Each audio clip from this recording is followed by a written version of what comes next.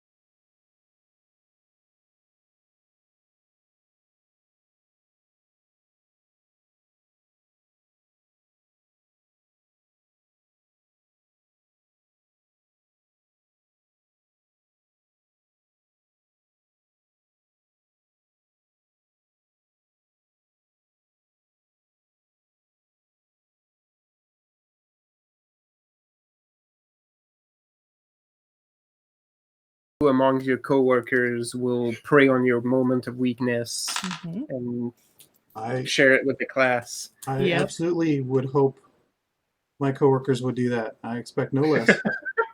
There you go. It's Thunderdome out there. If it happens, I will take advantage of it. Honor among thieves. Scoundrel code. Yeah, I saved them and I shared them with my direct reports in our one-on-ones. Yes. Yes.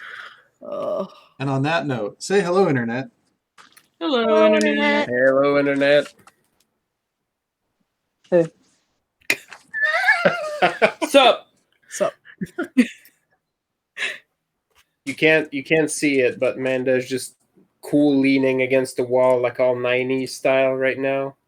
Nice. No, she's in a chair like draped over the back with like one knee up and the other one like all the way out. The chair backwards. Is it not her? Why does that make me think of school pictures and how they always made you do the most unnatural poses? Like, I never sit this way. No one sits Why that are way. you making me do this? Right. My mom tells me not to hang out with Amanda because she might offer me drugs.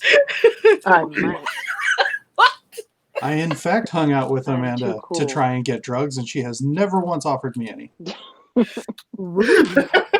My mom once found like the like not the earring backs, but you know when you have like the hook earrings and it's got that little thing on the other end of the rubber. Yeah. Rubber. She found some of those at some point in the room and was like, "What is this? Are these drugs?" I'm like, "Really, Mom?" These drugs?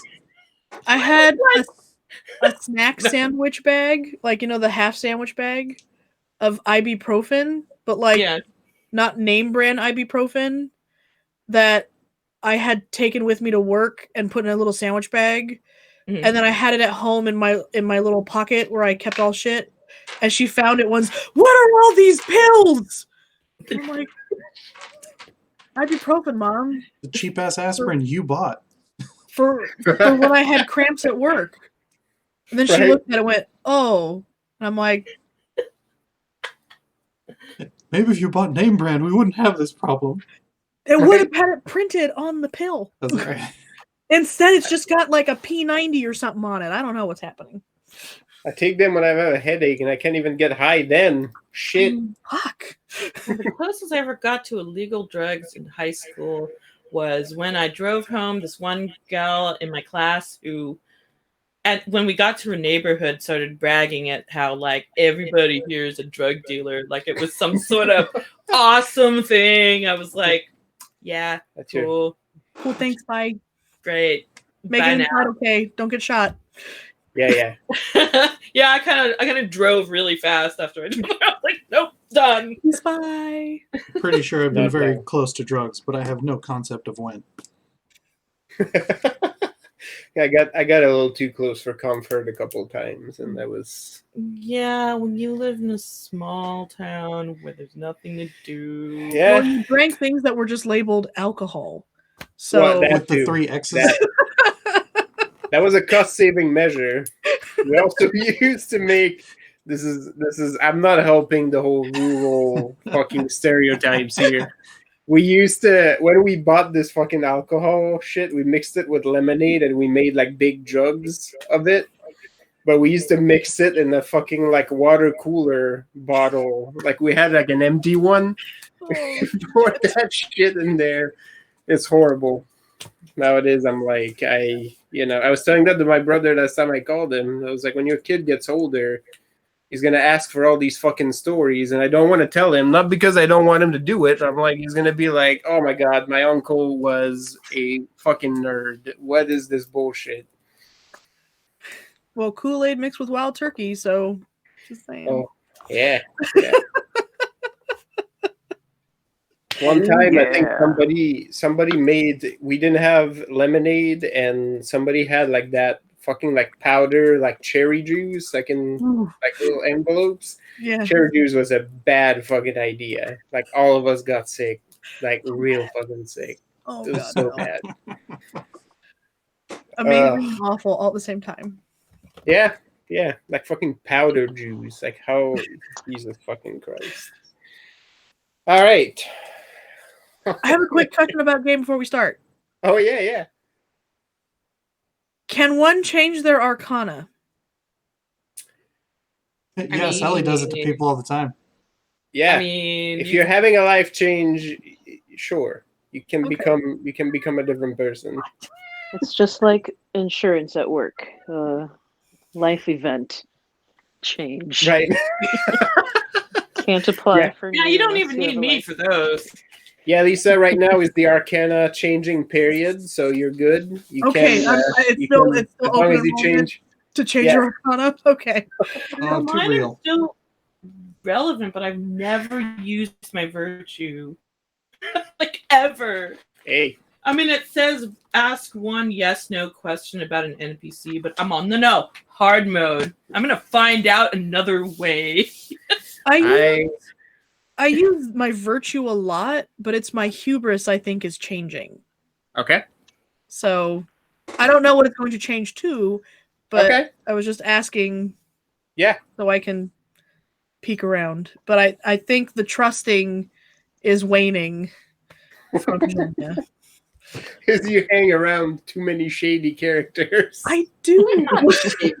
So that I get some use out of this fucking book, let me know.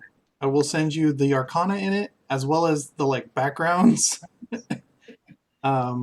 There's some in here that I think you got the New World, right? Yeah, he's got the New World. Yeah, because I thought it was, you know, the America. I thought it was the colonies. Yeah. But no, it's the West Indies.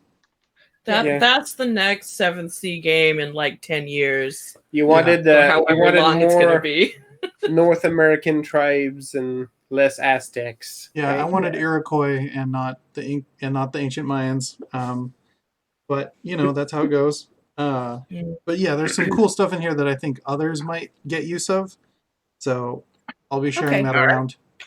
I was like, yeah, my backgrounds are still great, but it's just. Oh my god! Oh my god! Thanks, Rabbit. Where? Holy shit! But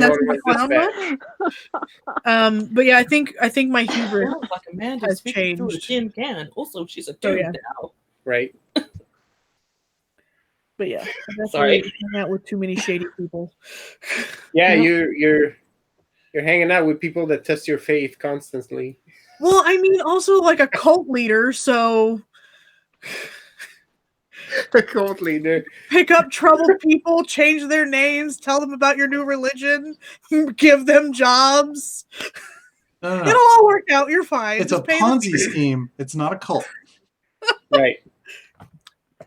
Hell, that Jose that you just set up as the new captain of the guard. He treats you as the new Messiah. Well, Jose Luis is not the best example because he drank the Kool-Aid. Yeah, he drank the Kool-Aid hard. And that's nepotism. That has nothing to do with spiritual matters. We all have different names for stuff. Right. That is pretty much the same thing. Understood. Jose Luis had the full-on conversion. It's fucking St. Paul falling off his horse. Holy shit. Like, I've seen the light.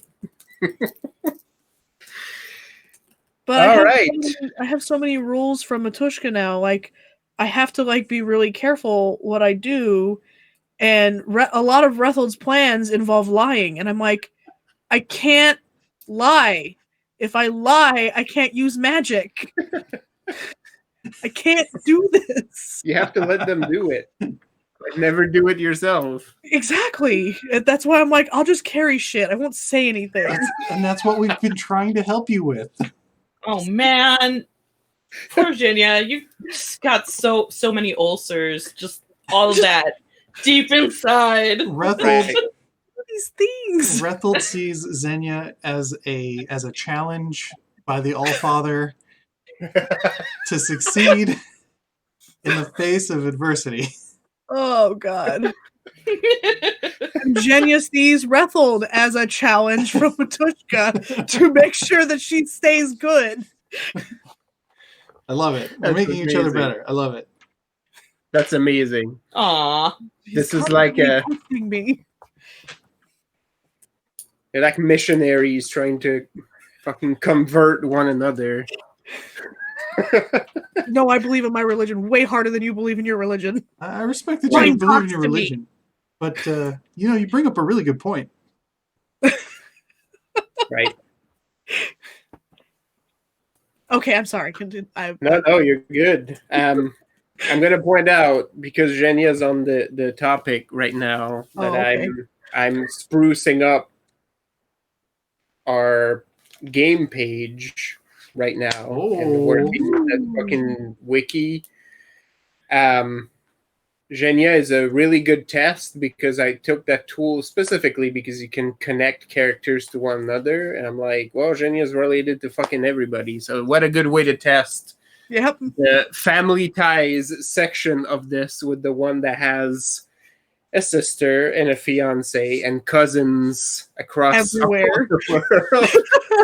Including then there's the adopted family. Yeah. Which is where the rest of us get like moved in. Yeah, you're basically the glue. You're the glue. So I was like, here's a test account and make sure that this connects both ways across the board. And I'm like, you are welcome for being complicated. Look at this web of bullshit. It's not bullshit. It sounds like us. It's very well, yeah. Wait, you haven't even started recording all the Jose's though, right? Oh god. Oh, the Jose's all all have a character page. It's just not filled yet. So I love it. There's only like 6. There's not that many. No. There's not that many. And Josefina. 6. And the dog. Yeah, all 7 of them. It won't take you too long. It's fine. No. You're not trying hard enough. There's got to be more. Somewhere. I mean, if you need all 8 names, I got them. It's the fucking extended, like, who is this again? Where did we find this? I started this like months and months and months ago. Well, you put a link tree and it starts with the 9 names, and then you go from there. Yep. Yeah, because it's a Ponzi scheme. It's everything's a Ponzi scheme. Your director is he's a company leader, so everything's a Ponzi scheme. Of the 10 Jose's, Jose the 3rd begat Jose the 7th. Yeah, that fucking book. Wait, why does the number keep growing as we're sitting here? I was wondering how long it would take for someone to catch that. Was 6 and 7, now 8. Yep. Oh boy. So apparently we're talking about the fortress. Yeah. So, my last line says we'll talk more about the fortress and our plans for it, and then set off to save Leandro because that's my thing. Yep. So you have about half a day to make up, according to Landreville's testimony, because your husband apparently was held at this facility for a short little while. For a minute. For a hot minute. As they stopped to resupply, they made use of the unique facilities in here, meant for interrogation. So yeah, you have a fort full of people in various shapes of healthiness, I would say. Many of them haven't seen light of day for a long time, so being out in the sun is a little difficult. Fortunately, it's a pretty gloomy day, so they don't have to burn under the hate orb. Yeah, yeah, like the crew of the Sable Wren are really helping these folks sort of get their bearings a little bit and get up to speed. Landreville is not in a good shape. He's walking around with a cloak, like sort of as a blanket, and keeping his stump under it. But he's still, despite taking it slowly, trying to help a little bit with the organization. Periodically, he pulls something that he can sit on and takes a breather. Looks like he's getting woozy here and there, but there's a little bit of work like sort of being pulled around. I know Rethold had given some instructions as to what should be used where, as far as supplies, and starting to draft some initial plans on how we're going to be using this fortress. How are we using this fortress? It's like a forward base or something? Well, I believe through articles of salvage, this is now a holding of Mendez y Mendez. Yep. Aha. It sure is. You notice that in absence of a professionally made flag, a makeshift standard has been raised. Oh no! What does it look like? Is it basically that picture of the bear in like galoshes behind a sheep? Is it like, but it's a guy in front of a bear? Like, I think it's the M&M symbol. Yeah, there's M. Somebody drew a sword, you think, on it? It's a bit of a slapdash job. No, it's two M's sideways, like mirrored, facing away from each other. I like that. Yeah. Actually, that's not too bad. You got there. It actually sparks a little bit of a discussion about like what the crest should look like, because you need to fly the flag. There's currently two ships, flying that banner, like being conscripted to do this. So there's a little bit of talk, and of course the crew from La Baleine Blanche have opinions. I was going to say opinions, yeah. Right. Magnus is like, your enemies have to know. Like, you need something to project so that when they look at your ship, they know what kind of calamity is about to fall on them. I'm sure hope Magnus isn't explaining this to me, because I know. No, you know. He's educating. He's doing the same good work that you are. He's educating the non-eliminated crew. So there's a little bit of that discussion. The tension has died down considerably, but now is replaced by a little bit of wariness and sort of a what next, right? Like, it feels, you get a sense that for many of the folks here, this feels kind of overwhelming. So, and the crew from the Wren are basically there to be like, don't try to solve it all at once. Take some time, take stock, They definitely know. Oh, I thought about something to do. Was I told which cell my husband was in? Oh yeah, you can probably infer that. So Martin would not know, but there is a register being kept by that man that Jimena basically acid splashed last time. Oh yeah, that was pretty whose gnarly. body was like after a while just dragged outside, to be. Didn't Ladreville say that he was in the same room with him during interrogation? Yeah, they shared an interrogation room. They were Yeah. brought out of their cell on there, but he would basically indicate to you that there's a register down there. So if he was in, his name should be in that register, and you should be able to figure out which cell he was in holding. Yeah. All right. Because mostly what I want to try to do is like sit there for a while and see if I could just get a trace. Because Okay.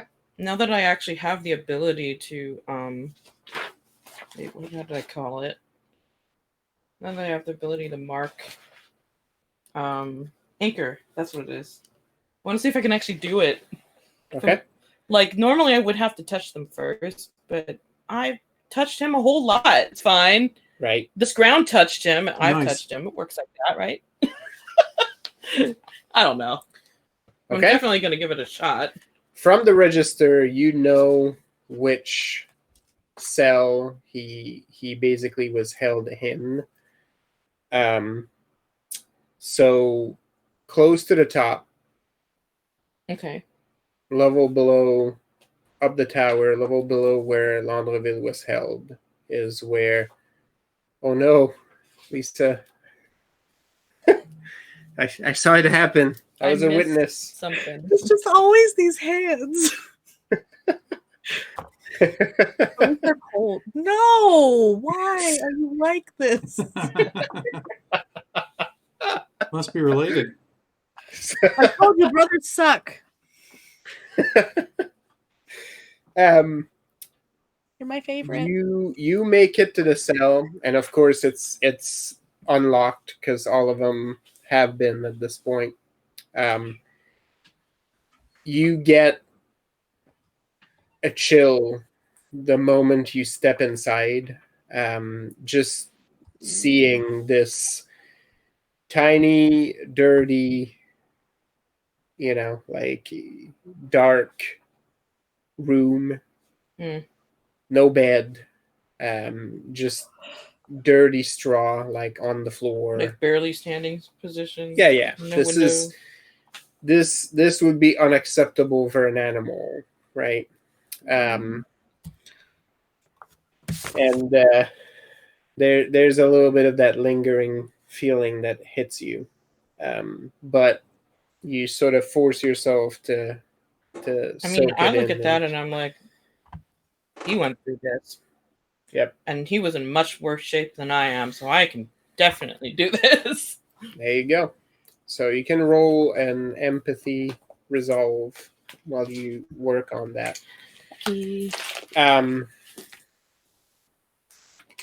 Genia, Ricardo is actually talking to a few of the people that were held here. Because similarly, they were also asked questions that he was asked while he was being held. The Inquisition is still trying to find this missing Montaigne general, as if somehow finding him would be some sort of a trophy. And somehow there's this feeling that the crows might have helped in his disappearance. By all accounts, he died. But there's rumors that really he escaped and, went into hiding somewhere, or, that he was victim of vigilante justice by some Castilian folks who were really upset with his actions during the war. There's a lot of tangled information there. Somehow this guy should be dead, but apparently the Inquisition really want him. Yeah. 9. And there's a little bit of an unspoken connection being made, right? Like it's not like a fuzzy, like comforting discussion. It's I understand your pain. Right. They sort of share, like, a water skin, and there's sort of that unspoken, like, yeah, I feel you, man. Like it's just sort of sharing into this, and some of them seem like they have some connection with the Crows. Either they're sort of prospects or low-ranking members that got nabbed or were in proximity of. So Ricardo's basically giving them, like, here's who you should reach out. When you reach back the mainland, they'll take care of you. They'll take care of your families, right? Like you. And if that doesn't happen, you tell me. Here's where you find me. We'll make sure that you're taken care of. Yeah. Right. Or, of course, you through the benevolent network of Mendez y Mendez. Yeah. I Absolutely. Think, while Zhenya's keeping a close eye on this and doing the I know what prisoners of war go through, I'm going to let him have his moment and do this because I know he needs this. But she's definitely, like, really watching him in case she needs to step in. But she and Veronica are just first aiding, making salves and bandaging, while she's nursing a missing ear and a second bullet hole because I couldn't heal myself, all of them gone. So. That's absolutely right. Oh yeah, and you healed your hands last time, right? That was the only thing I could heal. And it was you took Rodrigo's shattered hands. Yeah. That was pretty intense. Yeah. I was like, yeah, of course. She told me that, like, I'd take their pain. I didn't realize I'd take their pain. Oh yeah. Yeah, so this is the most dramatic wounds Jenya's ever had, guys. Yep.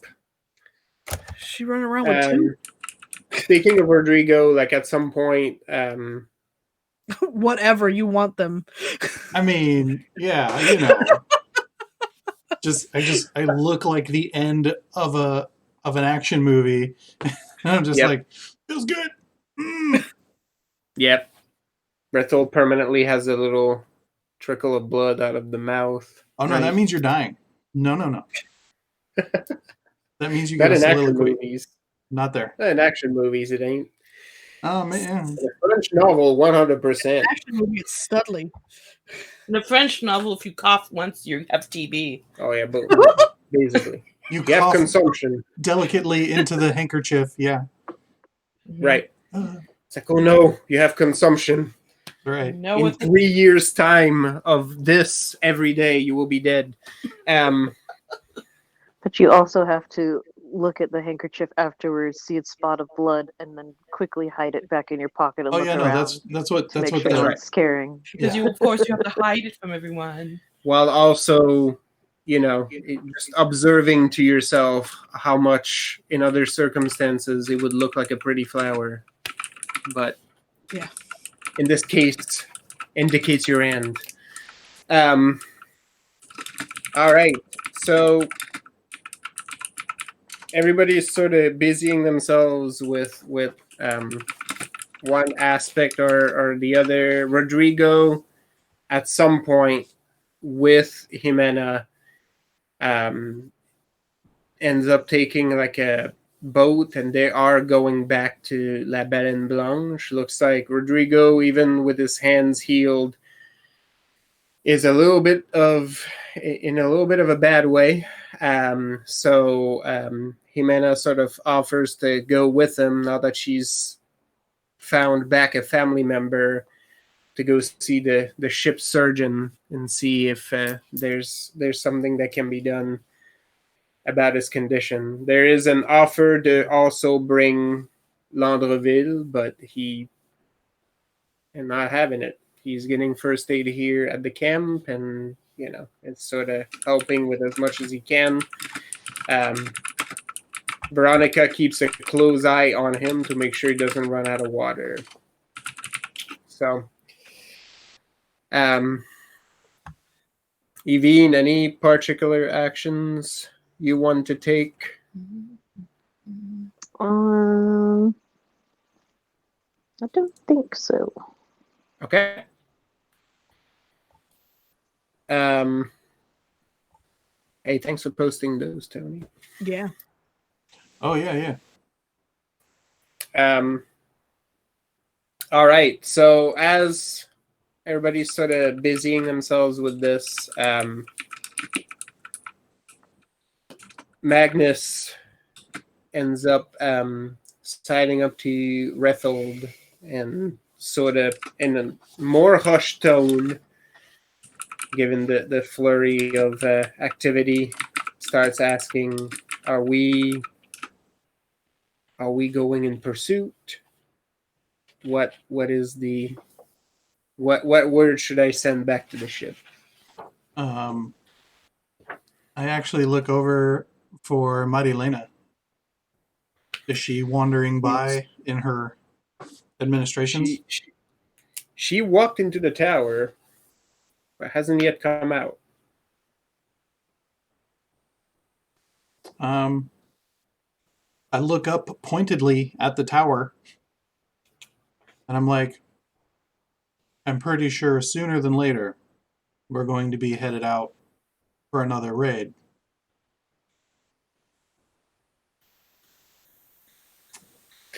Perhaps. Why don't I just tell the captain to get ready, so that whenever you feel it's time, we'll be good to go. At this point, we can probably even ask them to come right up to the island. Oh, yeah. That's probably best. That way we're right here at a moment's notice without having to mess with the boats. Yep. Sounds good. And then I look over to find one of the crew of the Sable Wren. Mm-hmm. And I'm like, do you have any priests or devout or, anyone of that sort who has mystic dealings? The lady that the bald lady that was sort of helping sort of comfort a lot of the folks on there points to the older dude that was standing behind the rifle line a little bit earlier and says, Adele. He is a scholar, was a holy man.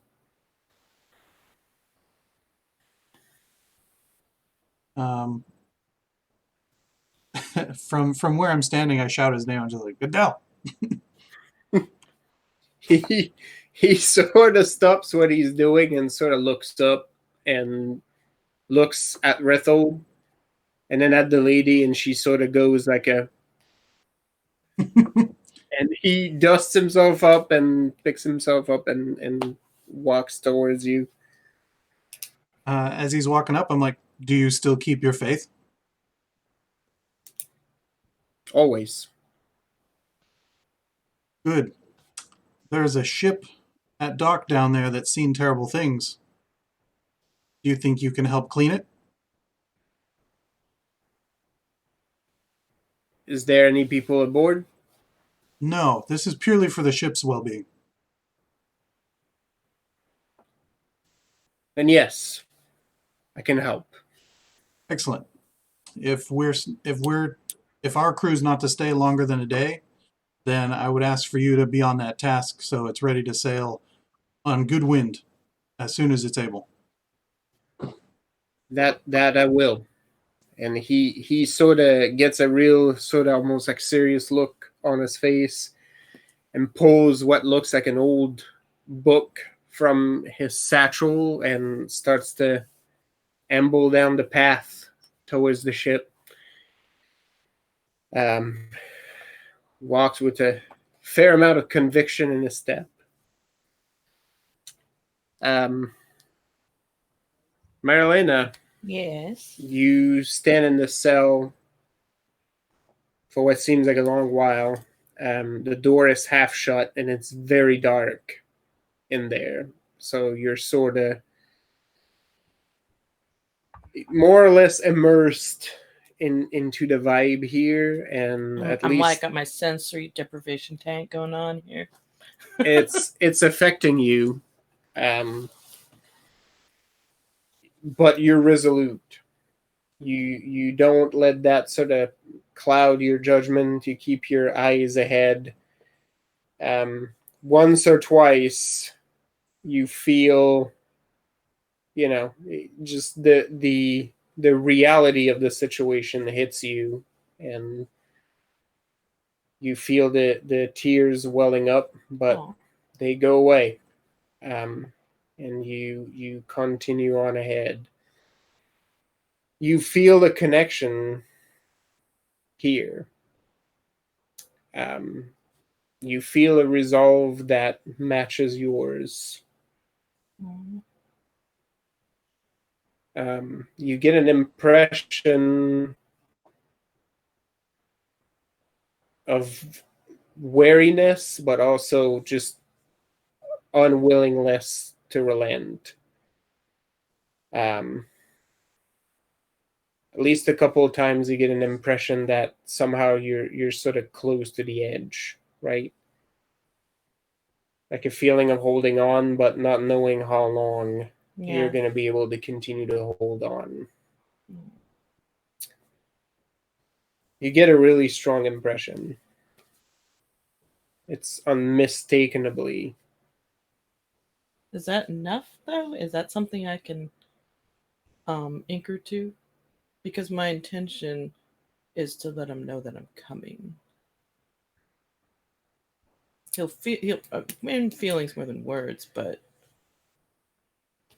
you, after a little bit, you're immersing yourself enough that you feel the room around you, like you can see things clearer as your eyes are adjusting to the darkness. And then for a few minutes after that, it feels like it's swinging back to the other direction. Like the room is getting darker somehow.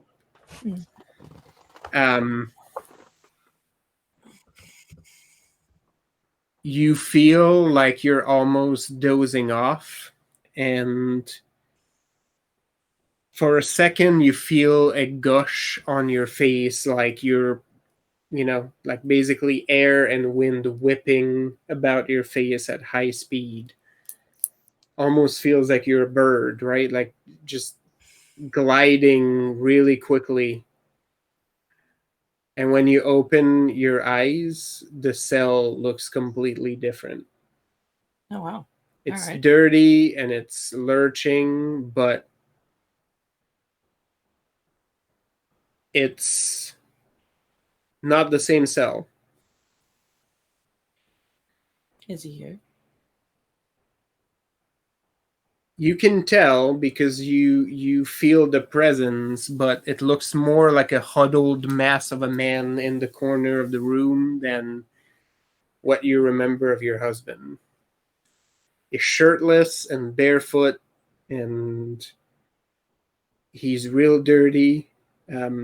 You almost berate yourself at one of your errand thoughts being like he really needs a haircut because his hair is long and stringy and dirty. He has like a not good long beard, right?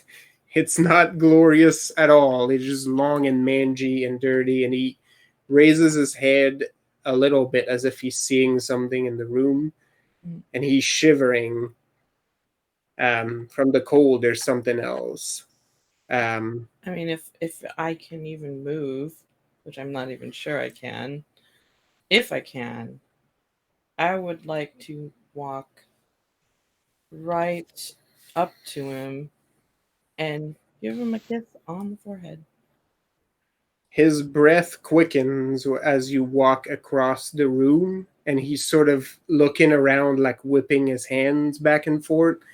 His wrists are bound by a real heavy chain, but you notice that he has just a tiny piece of wood clutched between his hands that has been like sharpened Oh man. to a Good spike, man. and he's sort of holding it, and both of his hands are sort of shaking. Mm-hmm.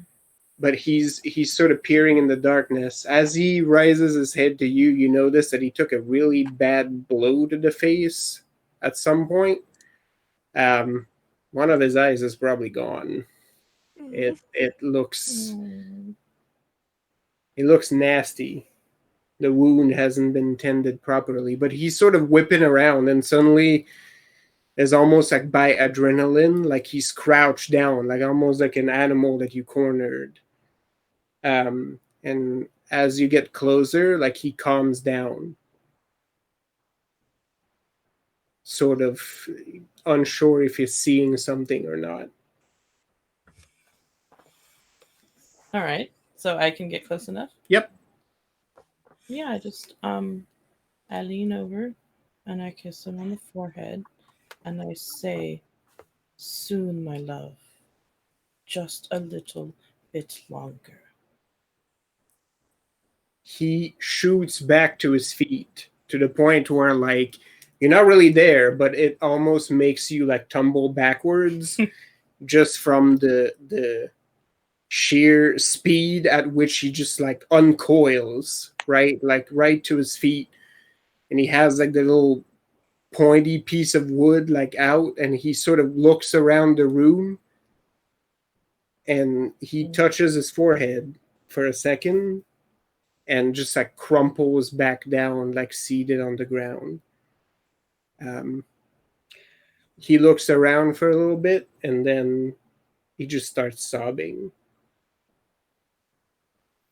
Well, it's the best I could do.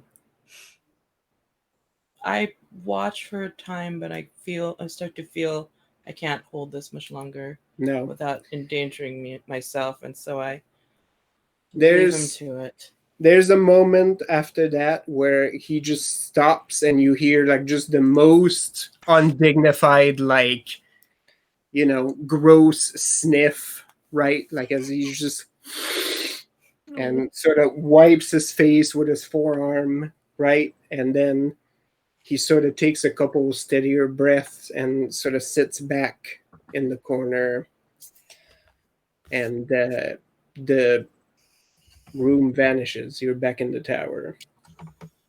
So what's my state? Am I like super weak now? You feel very lightheaded for a little bit, like as your eyes adjust to your new surrounding, like you feel a heavy nausea hit you, like you've just, you know, been on the worst boat ride of your entire life. And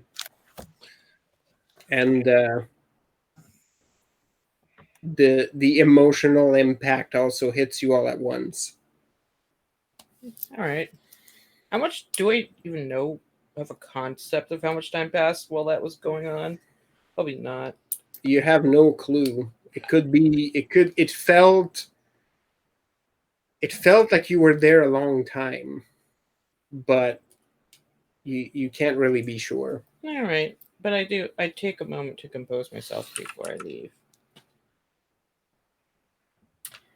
As you exit the tower, you realize that not much time has passed at all. Maybe minutes. I've probably just lost that much time out of my lifespan. That's probably what it feels like anyways. You're not quite sure, but the queasiness is still sort of with you. It's gotten better. But you still feel like a little, like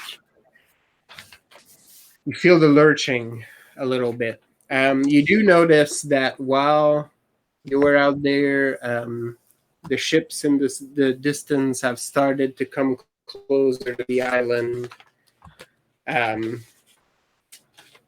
La Baleine Blanche is approaching sort of the secret dock in the back while the Sable Wren is going around to the other dock up front, moving in that direction. Everybody is busy with something. You notice that Rethold is looking in your direction when you come out of the tower. Rethold.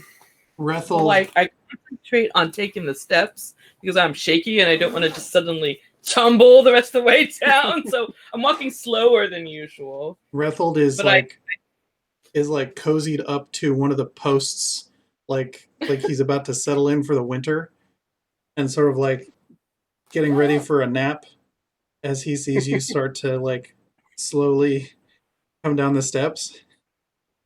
And so I'll get up and come over and just saunter. You know, you don't need help, I'm sure, but you know, I'm sure you wouldn't mind, you know, having someone to fall on instead of down the steps.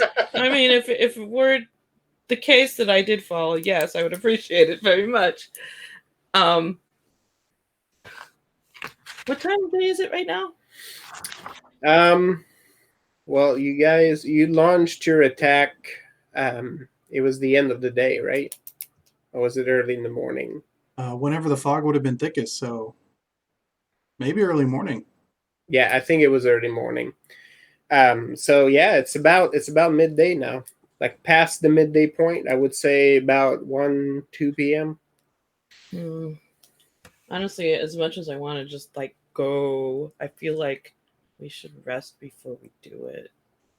Do you say as much to like rush it and then, you know, be unprepared? I probably need it too. Are you voicing that up at all? I say, I felt him again.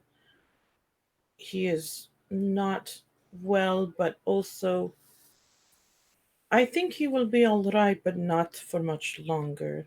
Still, I think it is better if we rest a little more before we continue.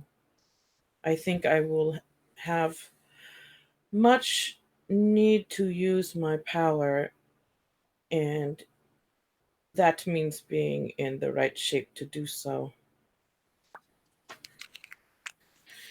About how long till we reach him, do you think? It should be about half a day. They are moving in the other direction, though. So, well, they're moving away from you all. You did say that. So if you do wait, the distance will be greater. On the other hand, he's moving away. Well, I'm not the one sailing. I suppose I can just rest while we move. That's exactly what I was going to say. Those lazy bums on the ship haven't done anything today. So they can sail it. We'll take a nice nap, and that way when we find him, we get him. You hear a distinctly Castilian accent saying, like, he's right. You know, all of these folks on the boat just having it easy, not out here in the dirt. They can pull the work while you rest. Nobody will mind. But, you know, what do I know? And you see Ernesto sort of walking away nonchalantly, finding some other spot to be in. Loudly, I say, well, I wouldn't trust him. He is only a bird expert. And he doesn't even turn around, and he's like, the best. Well, the honest truth is, I would have wanted to go days ago, but I worry that if I let my feelings take over my decision making, then I can't mess this up. I do not think I will have another chance. And in fact, if we do fail, it's better that he dies.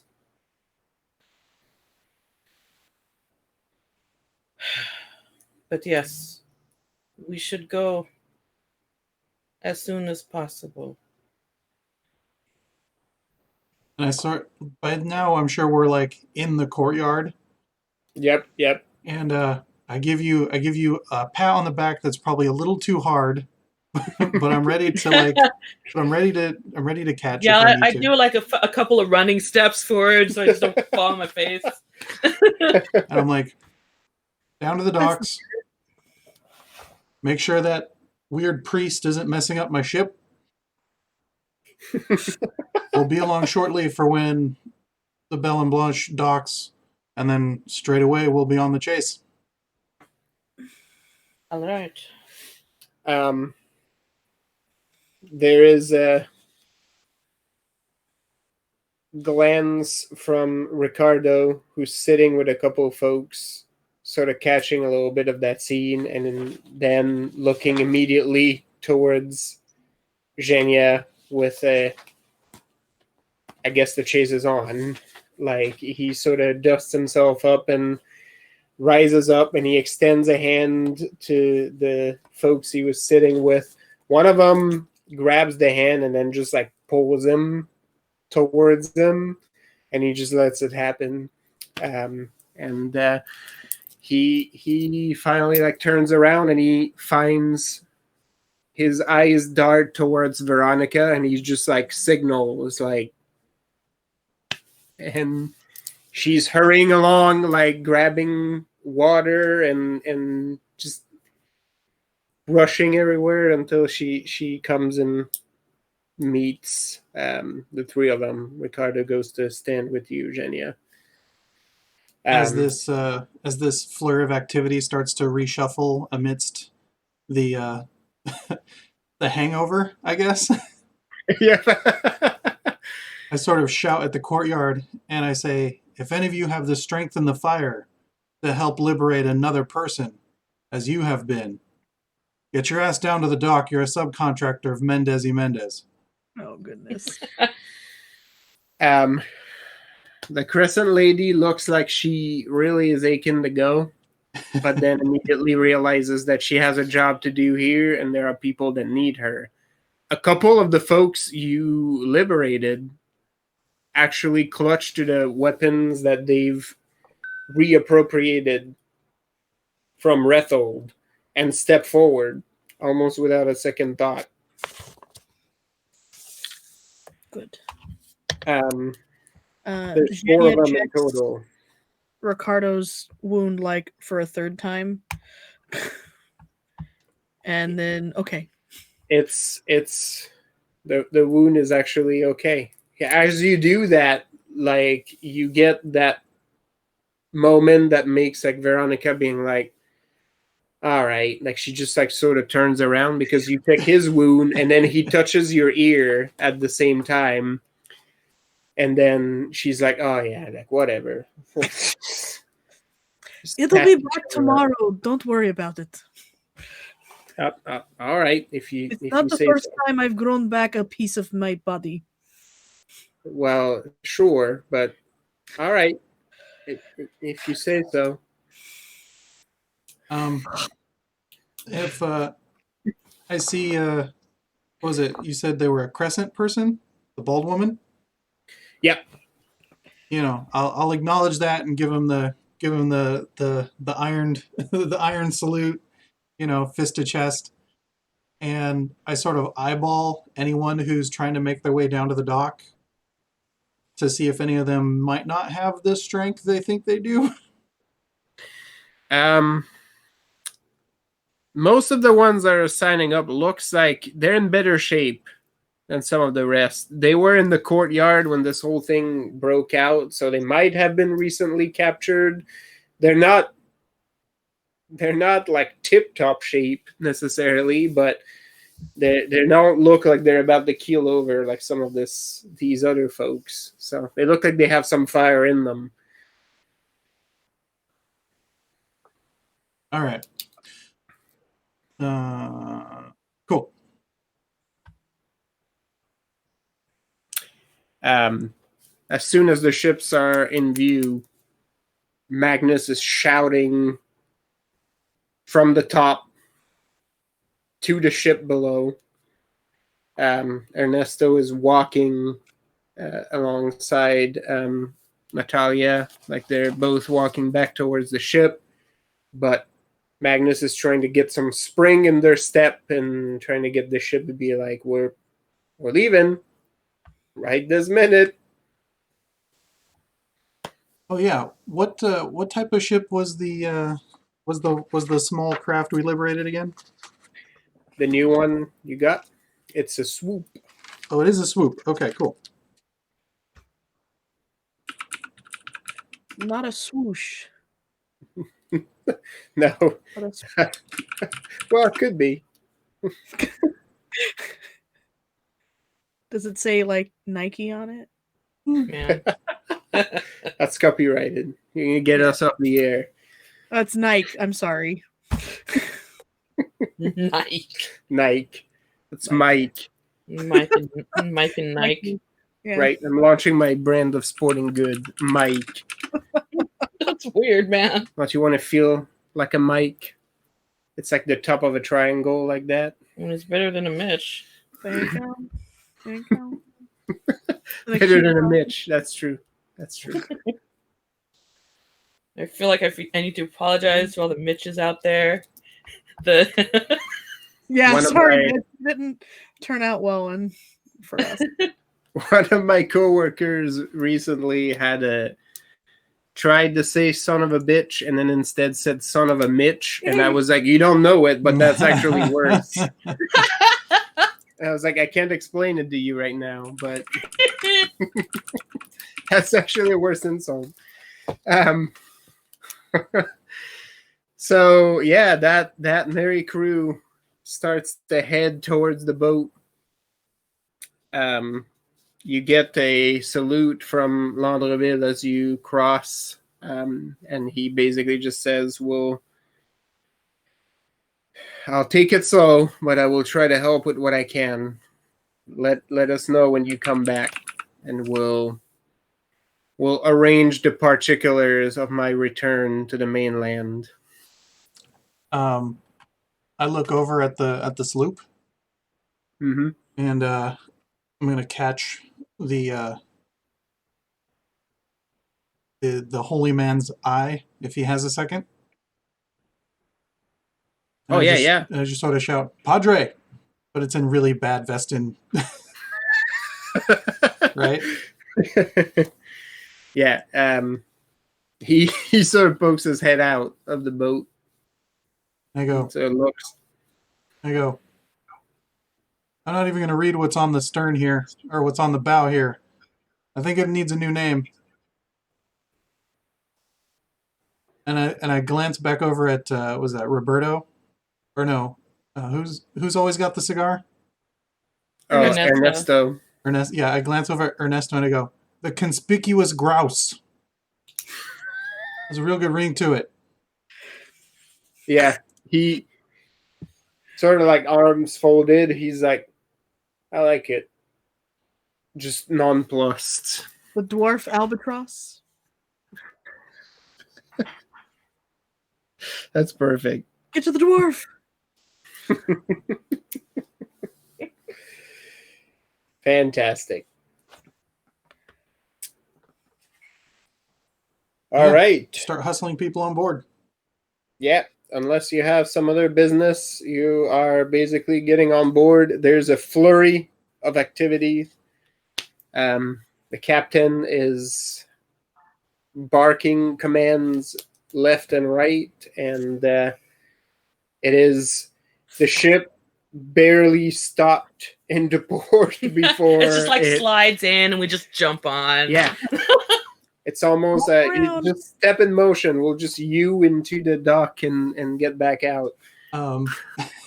So as Too fast, too furious. As my new subcontractors come onto the ship, I'm like, I'm going to go to sleep. You all report to her, and I point to Veronica. Stay out of the damn way. If you have a problem, have questions, ask her. If anyone wakes me up before we need to kill something, you're going over the side. you say that, and like it's almost like you caught her in a lull for a second. So like she snaps back to attention and sort of looks and like stands a little bit straighter. Genia, you clearly see Ricardo is just like standing like straight as well, but then as he sees this happen, he sort of has to turn around, and you see his shoulders like jump a little bit, and then once that's out of his system, he turns back. I'm like, or if you can help with a hand on the lines, then do so. You know who to answer to. You've been on a ship before. You don't need to talk to me. All right, good night. Rethold hears the most. Sorry. I just shout over my shoulder. You too, soldier. You know how this goes. Get a nap. I think before I actually sleep, I like actually eat a pretty hearty meal because I need it. Oh. There is food out right now. There is a trail of devastation that was carved into the food that was served here. There's still plenty left. Yeah, it basically just says Jimena was here. Well, there's even Jimena doesn't usually leave that much of a eye of the storm when she lands. Like she hits a good table, but then you remember there's two of them together. Oh no! So. Right. I didn't realize that was like a clan thing. Oh. Well, It's a family tree. I feel bad for these people we rescued. They're going to continue to be hungry. Oh. No, there's still plenty of food left. Yeah, I found myself the most proteiny stuff. Like, get that energy up. All right. Yeah, some people actually follow your example, including one of the people who came in as a prisoner. They seem like they're going to go in turns, right? Now that they got their marching orders from Rethold, they're like, we're not all going to hit this food table at once. He's just going to try to stagger it a bit. Before Genia disappears, she's going to check Veronica's gun, see how she has it loaded and belted. And then, are you okay? She lets like a short breath and then says, I am. And stands a little straighter. Then I'm also going to rest. Good. Not because we got it here. And then she sort of turns towards Ricardo, like in a look that's almost like right. And Ricardo just short little nod, and then she's like, right. And sort of takes a spot close to the bow, and Ricardo says, you go get some rest. I will stay up top with her. She reminds me of somebody. She's gonna keep going unless someone keeps an eye on her. I don't know what you're talking about. And she turns and goes to rest. He doesn't know whether to believe you or not.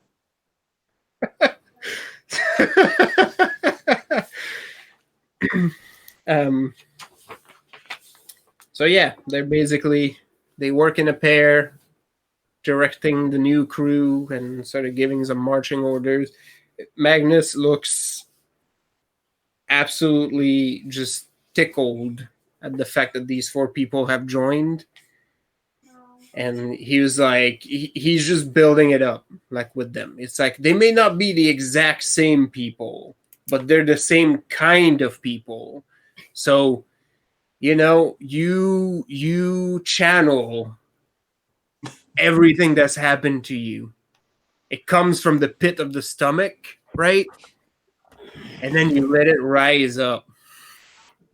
Like there's just like a there's a lesson, I suppose, in how to do this. Something.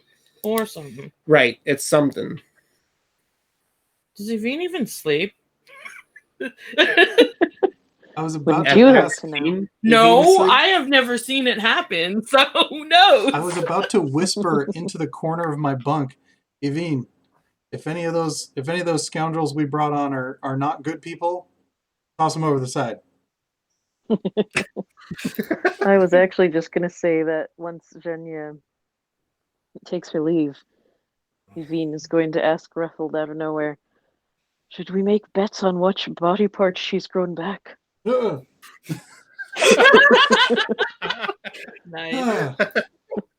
I don't want to think about her body parts, attached or grown back or otherwise. I was like, Fair you've all enough. seen her bathe. You've seen the scars. You know exactly what she's grown back. All right. Well, you know, Evine likes to build up legends. That's Yep. true. She has a few. Her whole head. Limb. She has a few surrounding herself. Mhm. I hear she sleeps upside down. Yes. Well, she's afraid of children, so Yeah. If Evine mentions it again, I'm like, her dick, I don't know. And then just like, rude.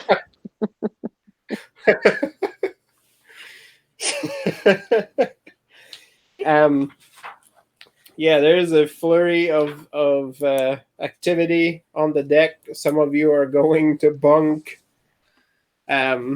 Marillena, you're also going to sleep after you stuck on this big hearty meal. Yep. Just eat a pound of meat and then just go sleep with that meat brick in your stomach.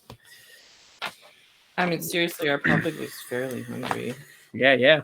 I was just like, I eat like I have not eaten for days.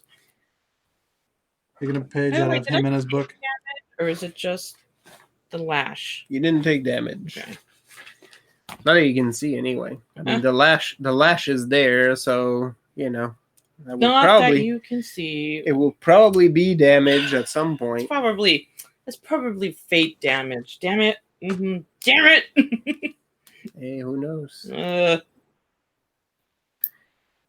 You're sort of in uncharted territory at this point, so you're not exactly 100% sure you're going to get to vent this one the same way as you do the others, but you know, no other way to find out until you try it, right?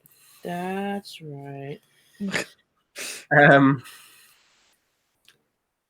So yeah, the ship basically hauls ass like out of this dock and immediately starts skirting around the island, just picking up speed. Fortunately, the wind is in your favor, which, given you're now headed in the same direction, also plays in the favor of your adversaries. But you're reasonably convinced they're probably not riding the ship as hard as this crew is right now, because they got no reason to.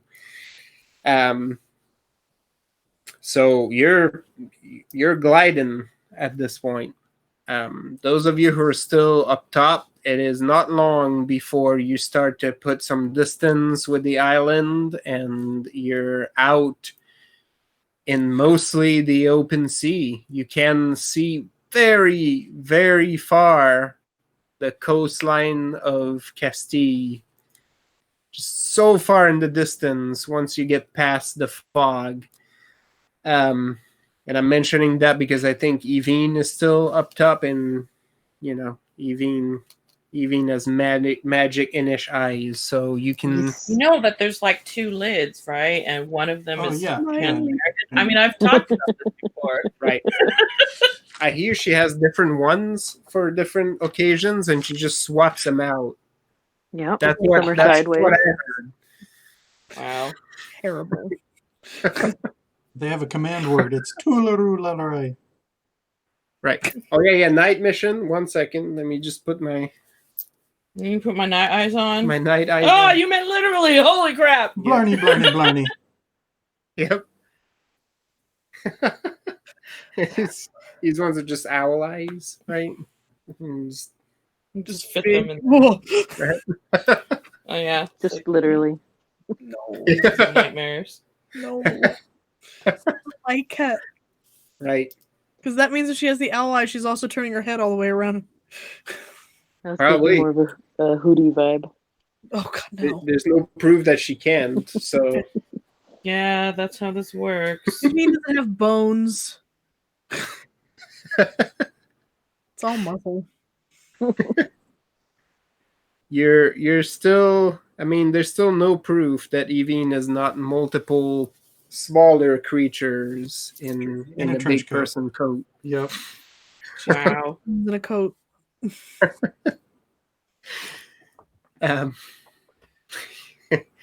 So yeah, you're basically before long in open water, and that ship is gliding. It is. There is a goal in mind, and the ship is just it's going. So half a day passes, and is nighttime, which basically makes visibility a bit more of a problem. So there's some extra hands sort of checking around, making sure there's no other ships. Several more hours passes before one of the sentries basically. The best I can describe it is like they try to bellow like quietly, like they're trying not to blow the advantage of surprise. There's like a bellow, but like under, like within the ship's bowels. It's not the normal kind of yelling you would get if somebody had seen land, and word quickly spreads around that a ship matching the description of your quarry is now within sight. There's no way to tell if the ship you're on has been spotted yet, but the crew is going to do its utmost to try to preserve that little surprise until the last possible minute whenever they can. That basically gets a second flurry of activity on the ship. People start to get ready for battle stations. The gunnery crew is going on deck in case they need to take action. They basically get advised that somebody needs to be rescued from that ship, so we'll use gunnery probably as a last resort. We're going to try to get a boarding party first. I feel like as soon as like we were close enough, I just kind of shot awake. Oh yeah. So I'm already up there. You're on deck when this whole thing comes down, and there's activity, and there's everything feels. There's some apprehension and excitement in the air, but it's quieter than usual. I mean, I tell people what I know, which isn't much, but he is definitely below deck. And that, I mean, he's, unless they took him out of there, he's kind of tied up. Yep. So yeah, all of you can now assume that you're rousing from your sleep at some point or the other to be by that commotion. Mm-hmm. Genia Ricardo has joined you down below at some point during your rest. So the two of you are down there now. I come out, I specifically put on the shawl. My Sid item. I got my poniard. What else? If I'm I'm up on deck and I'm growling low. Oh yeah. Like I kind of want to. I don't want to rouse him up and you know, give him a I don't know, give him a chance to surrender or something. I don't know. No, I mean, give him a chance to know who they are and what they've done. But I think that's just me. I would defer to whatever tone Marillena is putting out. I mean, I don't think it matters so much how we do it as long as we do it. I think you should act in the way that would be most natural to you. Well, the most natural, we would have come on this thing screaming with fire, but that's why I'm I'm going to take my cues from how you're acting. So what you said you shawled right up. now, I'm just quietly telling people this is what I know. Very likely, since I have the strongest connection to him, I'm going to, as soon as possible, board and go down below. If anybody is going to join me, I probably will need a little bit of help that way. But I'm pretty much single-minded. Once I'm in there, I'm going to him.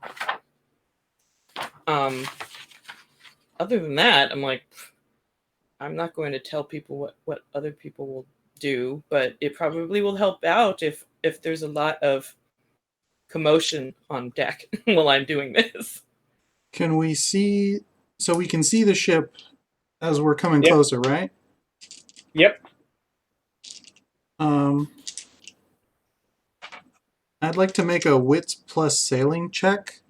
Oh yeah, for sure. Figure out what the best point of ingress would be to get her to him fastest. Absolutely. So you can roll that. Anybody looking in that direction that's up deck now can also make a wits plus notice to try to gather info on the ship proper. I'm going to pattern write this. Okay. If when Reto, even without your sailing roll, just before I forget to give you that info, you can tell from this distance, 3 masts. This is a carrack. Oh, what where? Go ahead, Lisa. Sorry. If when Zhenya wakes up, Ricardo was still asleep. Yeah. She takes a minute just to watch him, frowning, and then she'll wake him up and be like, "It's time to go up." Oh yeah, he springs up immediately. When you rouse him, and gets prepped up while apologizing. He's like, "Well, we're mostly done. I came down, shut my eyes just a little bit." She puts her hand on his cheek and says, "Is it okay if I ask you a favor?" Absolutely. Can you please stop telling me you're sorry? Yes. Well, it is that good guilt. I mean, Vatican guilt. Yep, that good Castilian Vatican in me. I can promise I'll get it right this minute, but I know you don't shy away from a tough project, so I will work on it together. Aww. Thank you. Let's go. You apologize when you tell me your past. You apologize for doing this. You apologize because you're doing the thing you told me to do. That's right. It's alien to you Orthodox folk, but Oh yeah. All right. I'm also agreeing with what's going on over there. Yeah. Yeah. Also, what do I roll? I mean, more or less like how many steps ahead can I see? Just kidding. So here's what I wrote for it.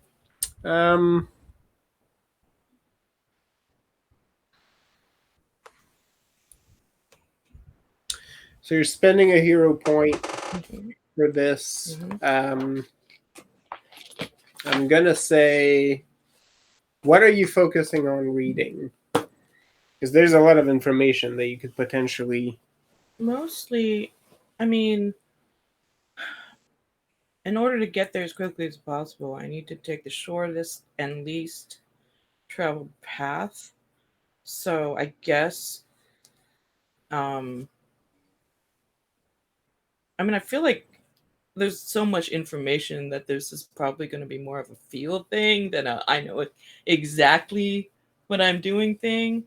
But just based on what I know of my own ability, it's kind of a strategy role, I guess. I mean, Okay. What else can I say? Yeah. So roll me. If you have warfare, A little bit, yeah. I'll let you roll that. Okay. What resolve? Alrighty. I can do All that. right.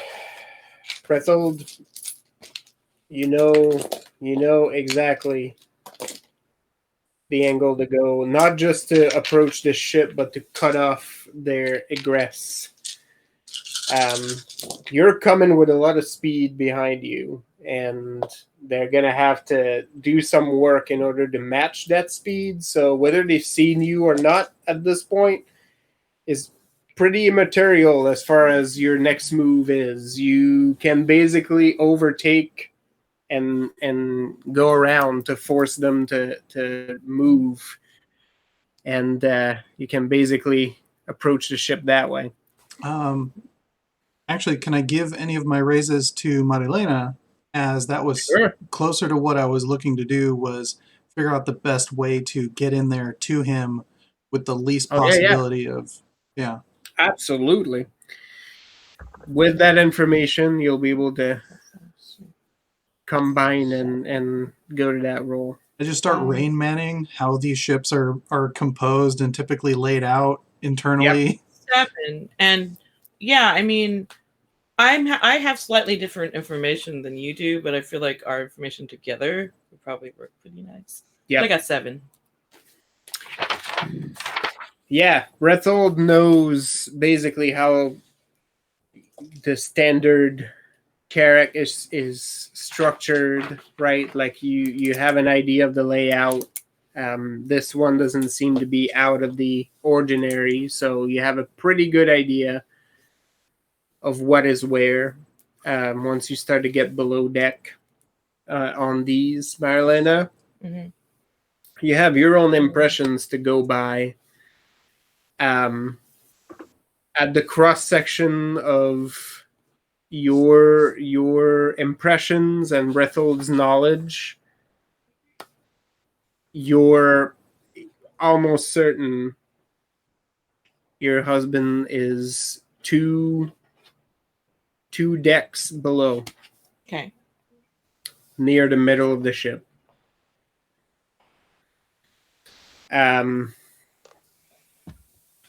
Rethold, you know that you'll basically have to force your way through. There's quite a possibility that there'll be detachment of Marines on the way there, but you've seen it in the past, and as long as you can, maintain that line of surprise again, even if they noticed you at this moment, your best bet will very likely be quick strike force, drive a wedge through it, just shock and awe, and then push through.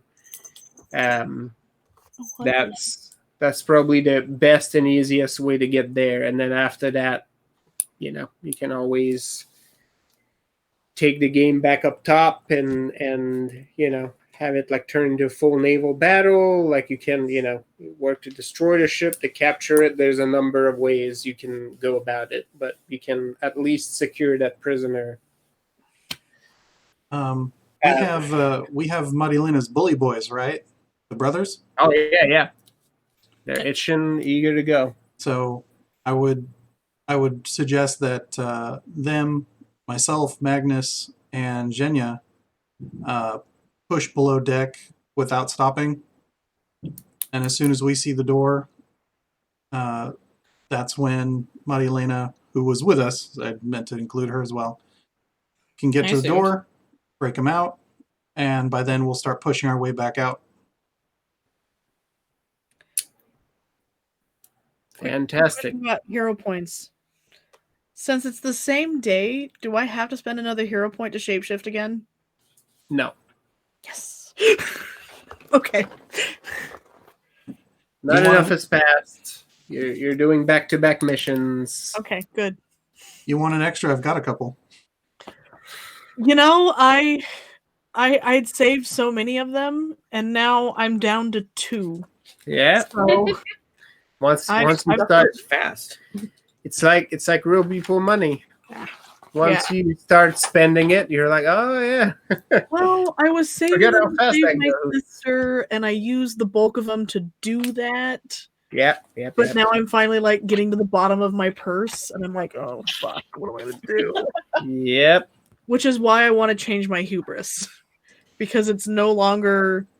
You actually need to be getting those now. Yeah, it really doesn't count anymore. Like, I mean, she's still trusting, but it's not the same any longer. Yep. So it might change to loyal. Oh, well, that'll be a good one. Because that makes more sense. So yeah. Once we've sort of got this sorted out, staring off into the night, I sort of just look up to the crow's nest near Marillena, and I'm like, I know we can start killing them from here.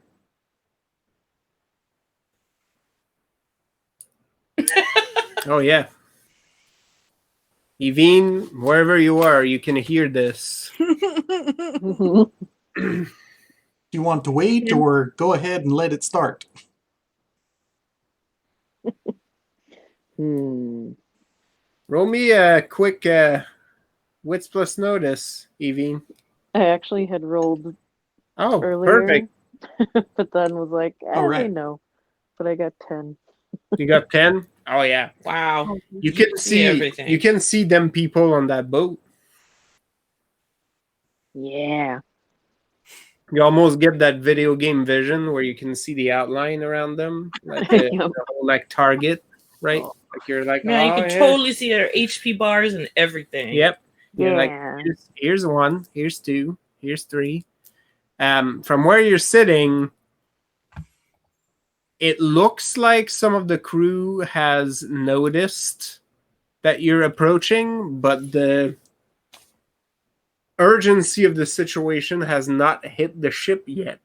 And they're just like, oh, there's another ship out there. / there's no panic yet, which would be the good indicator.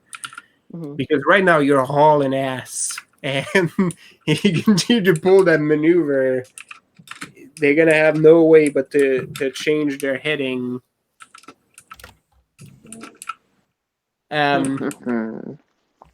Yeah, but let it begin. You're pretty sure with your trusty Norton longbow, which is the stuff of legends, you're pretty sure you can pick some of these folks right now. So many sweet targets. Which one do you start with? So that's kind of what I was checking, Marillena. You know, time to let it start. Yes. You see that there's like a few other folks from the ship, including like Magnus and even the captain, like just sitting back. They're waiting on your word. Well, I'm not used to that, but yes, I'd say begin. You can almost swear you hear a yes somewhere. Damn, Magnus! Somewhere out there, I feel a boner. I don't know how I feel it, but it's there. You somehow heard it. I heard the boner. Yes. That was not the creak of the ship. That was something else entirely. My favorite expression. It hit you like a boner in the night, hard and unannounced. That just sounds awful. Like a stage arrow, just wing. Oh, no. Yeah. Spring loaded. Yeah. Like, who is on the Foley for this thing? Jeez. Yeah, it's like a fencing foil. Dear. Like, this is getting less and less human as we go on. Evie. I guess you get to open the hostilities, Evie. Yay. This is your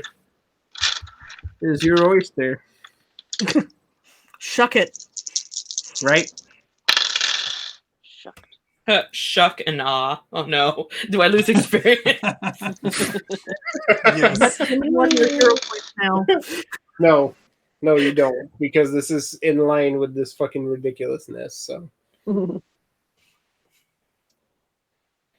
not gonna make you lose experience for shit I have encouraged for years at this point. That's true Oh. enough. We're not supposed to do that? Okay. Let me make a note. Hold on. Well, you got your flavor. It's all good.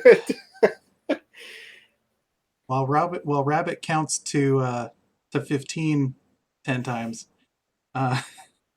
Right. I'm planning a game for yet another group of people because apparently I'm involved in 6 games right now, and that's ridiculous. Oh my God, Tony. Like, And- just running 6 games. No, only 4 of those. Okay. I mean, I actually run a fair amount of games too, but I only do them every other week. Yeah. Like, if I were to count, I mean, I have 2 others right now, but that's soon going to be 4. So I cannot really. Yeah. I can't. 3 of them And are you're playing these two. kind of monthly right now, so it's not that bad. Mhm. And basically the conceit for the campaign is I'm going to help them, they're going to help resurrect a dead god. Sort of the overview situation. Nice. And I told JC, I was like, yeah, it's gonna be Melvin, the god of sarcasm. They're gonna bring him back. And she was like, no, Tony, no. Like, what? If I get something, it's them. They could just leave him dead, but She's they like, won't. I would be so mad. And I'm like, yeah. But Don't this is tell your own don't thing, tell your so- DM that. I mean, come on. That's the whole reason. You should know better. Did anybody else roll on the wits plus notice at all? Was I supposed to? Oh wait, no, I was too busy seeing. Did anybody else care? I'll give it a go. Rethel can't hear over the beating of the blood behind his codpiece. Like, him and Magnus are going to start sword fighting on the middle of the deck. It's going to be real Right. awkward. It's like I'm hearing my heart in my temples right now.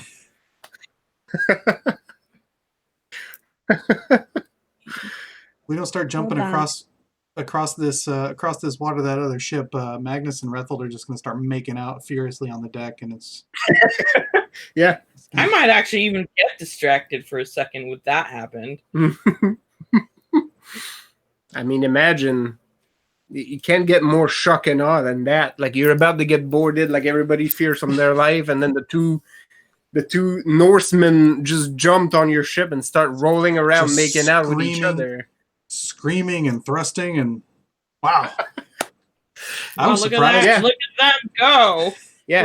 This is a force of nature happening right here. Then they get aroused and they're like, "Oh, we're gonna die!" Like, this is a very confusing time right now. That's shocking. Yeah, that's foreplay. The rest of it's your death. That was a 7, Lisa? Yeah.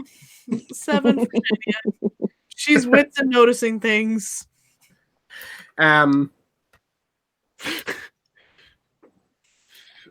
I guess you would have some knowledge of this just from your military and your travels. The ship is Should I flying. have a warfare situation? It's flying the Mondavi banner. Oh, Fuck mine. No. Oh, wait. We already know he's an asshole, right? mm-hmm. Oh, heck yeah. Yeah. Wait. There aren't any witches on here because I would sense that shit. Oh, mean, would you? please. Let there But be. not Oh as better than no! I am. Oh no! Maybe there is a witch. That would be horrible. Let me eat her. You're welcome to. I have I'm not. pretty sure I hate her. I have not gotten to use my hubris at all, and I would love the chance to. What was your hubris again? The hero. Oh yeah. Oh, sorry, no. My virtue. I have not got to use my virtue at all. My hubris I've used a lot. It's Right. Yeah. yeah. But no, the glyph is my virtue. Temperance. Would you like to try to zone in on that? Because you had a particular thing you were trying to figure out the last time you zoned in on this ship. I mean, If you're I feel kind of like, well, I already used my power, so that person knows I'm there. So I might as well know that they're there. So what am I rolling for that? resolve empathy. Okay, then. If you're just trying to get a sense. Davi is not. How the Mondavi colors any Veens picking people off? Yeah. Nice. And you remember, just in case the player doesn't, Zhenya would remember the connections to Mondavi. They're one of the 7 main merchant princes families in Vodache. They're known far and wide. Mm-hmm. You know them more personally because one of their family members came in to try to repossess Marillena when you freed her. Oh yeah, that happened. Yep. That was like the first game or something. You also know that the family, it's the family of the other Fate Witch in San Felipe who stands by Inquisitor Juarez. So it does kind of cross my mind though that this could be a trap for me, but it's too late now. I got 10, by the way. You got 10? Mm-hmm. If it's a trap for you, we break you out. Right? Your husband is definitely on that ship. Yeah. Trap or no trap. If you utter anything about a trap, there's going to be laughing. It's like, sure. Yeah. They wish.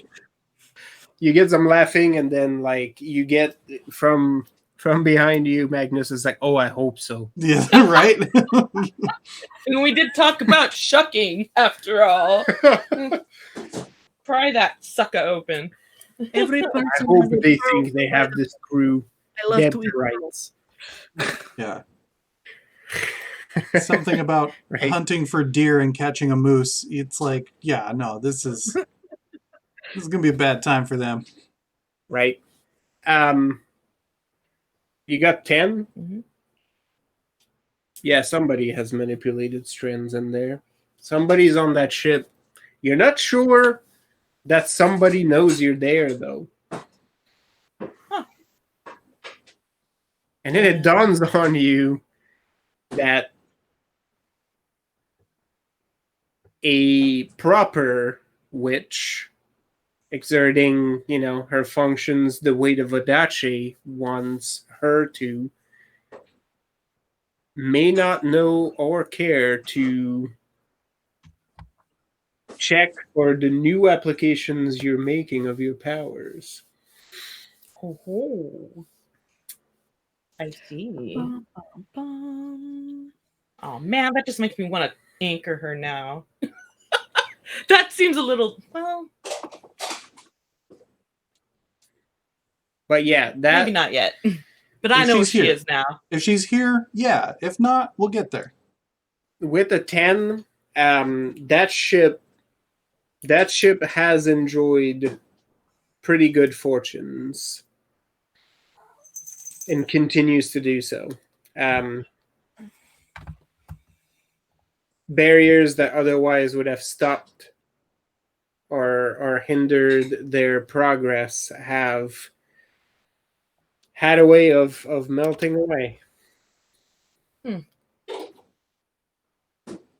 Oh, they're about to see about that. Yeah, you know what that is, and Yeah, of you know how course. to get that done. So this is not. That's the basic stuff that witches get brought along for. I mean, yes. But there's like a weird feel that I have that I trust these people so much that they don't need it. And I choose to put my fate in their hands, so to speak. Also, can I get a hero point for that? Oh, you sure can.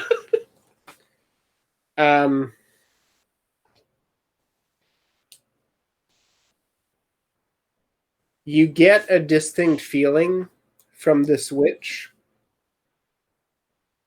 that somehow seems familiar to you. You've never met her before. You're pretty certain, like you don't know her personally. But when you feel like what that person like sort of feels like, it feels very familiar. And after like a little bit of like, why does that seem, you realize that the familiarity comes from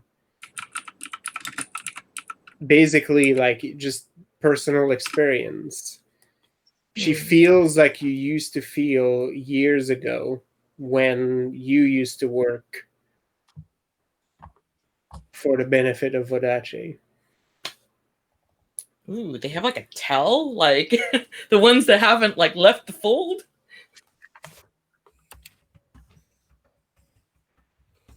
All right. There is dutifulness in the way the weaves are being manipulated, but there's dutifulness that basically come from a certain sense of fatality, and you know what that feels like. Right.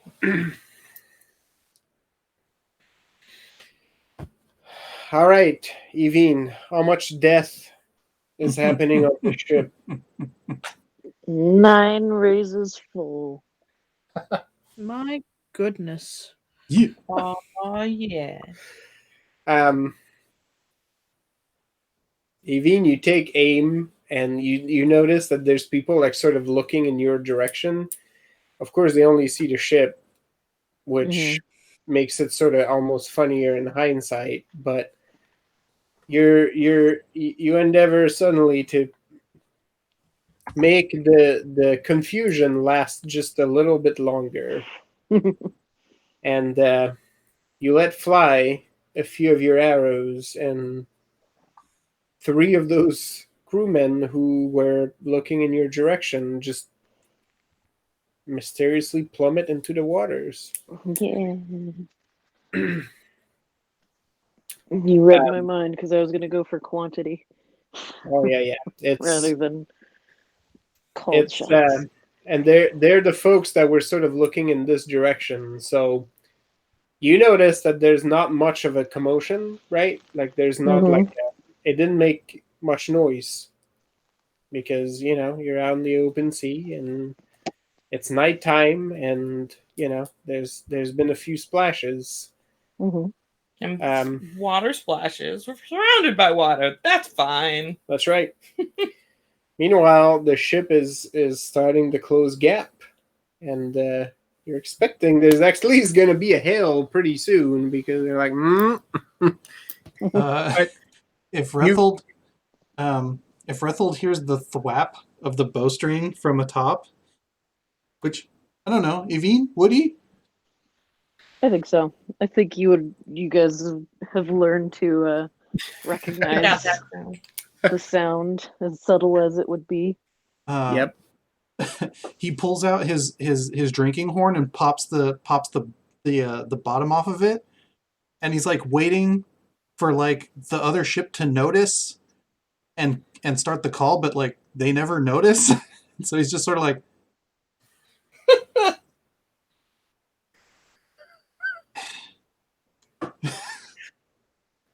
Finally, Rethold, somebody is seemingly calling for one of their colleagues and not getting a response back.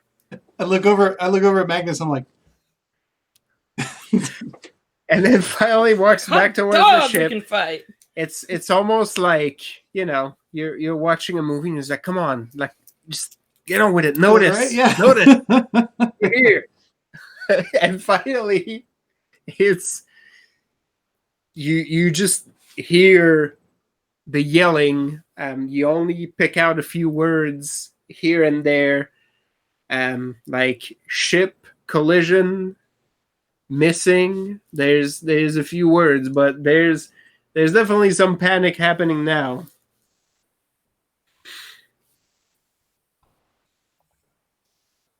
This is fun. Yep. So yeah, once it becomes apparent that there's a panic, then I let loose on that sucker and just blast into the night. Perfect. Nice. This is Magnus stands at attention, like almost like he's at a sporting event and they're playing the national anthem. Like he's just listening to the horn. And the moment that horn resounds, the ship that you're on erupts. Now that there's no pretense at this point, there's this cacophony of yelling, which is immediately followed by a lot of yelling on the other ship for different reasons. Yeah. So our yelling's better.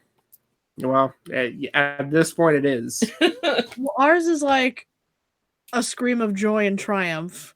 Yeah. And they're holy shit, something's about to hit us. Yep. There's a distinct like, oh no, feel that is coming from that other ship. Any of you're close enough at this point. You're going to be close enough to be jumping on board pretty shortly. Evine, make me another attack roll right now, because if you want to continue aiming at this boat, you have time to make another shot before people jump on. Who outside of Evine, because she speaks every tongue, and Marillena speaks Vodace here. Would be Megan, I think. That's right. Yeah. Nope. Don't know, don't care. Okay. They're dead anyways. Right. Oh. They don't trade good. They don't trade right. There's a lot of like panic yelling, but there's a voice like raising above it. That basically starts yelling below for the woman to be brought up. And there's like a lot of like, this is exactly the kind of thing that is not supposed to happen when I get my hands on her. And there's a long string of profanity and like, does this lady need saving? This is exactly why we bring them along, and look at this mess. And at some point, the person who's yelling grabs another gentleman by the collar and basically says, "This is your ship. Fix it." And basically, as soon as I hear that, I say to anyone in earshot, that guy that's yelling right now, kill him hard. Of course. If he's out on deck, he might not even make it to the contact. Like, let's see what Evine's got cooking. Evine, you picked that up loud and clear. Yep. 7 raises. 7 raises. There's a crowd around this guy, but with 7 raises, you can basically angle your shot, and the moment you basically get a free shot, you can basically you can get him. Can I see? It takes a moment and a pause to really pick him out of the din, because there's a bunch of people. There's a flurry of people around him, including a few that looks like they're trying to keep him out of danger. But So you wait, and then the right split second comes in, and you're like, there you go, no heads in the way, and the arrow lets loose. And this guy is yelling, and he's being belligerent. Evine, like, you can understand Vodace, and at some point you're like, yeah, I know she's a fate witch. I kind of feel bad for this woman because he's threatening all sorts of things, and you're like, I'm not convinced he's not just gonna beat the shit out of her right here on this deck. So at some point he looks like he's about to just pop a vein, like yelling at people to fix shit, and as he turns around,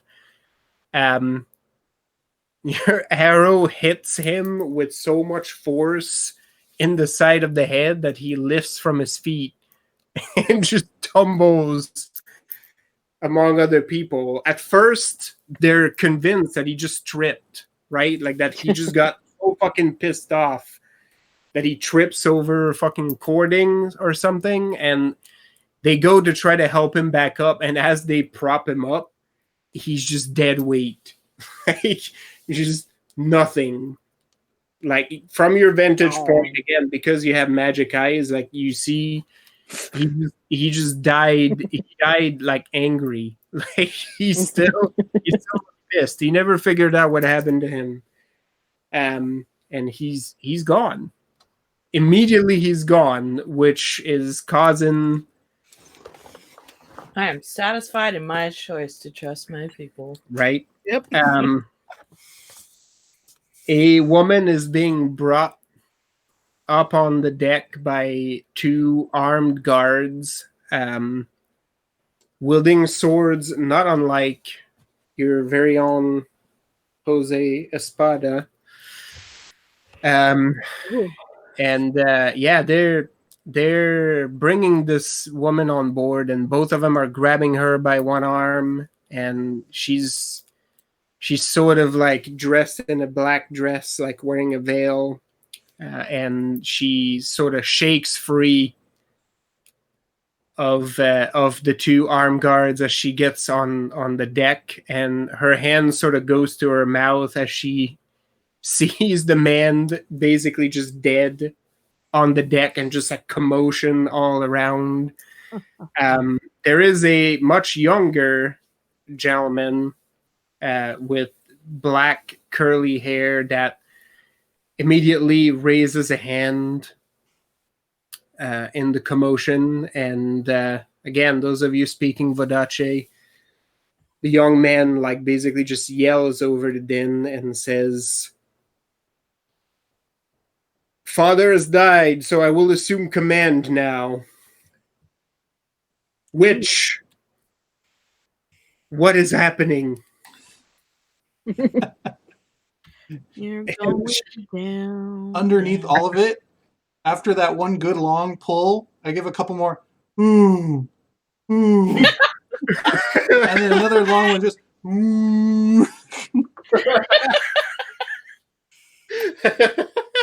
It's just the troll horn. Amazing. You're next, Bucko. Yeah. Yeah, he looks more like nobility than military. Similarly to the previous gentleman you killed. The woman is saying something, but you can't really tell from where you're sitting. Like, she's speaking in too soft a voice. And he sort of steps forward towards her as she speaks.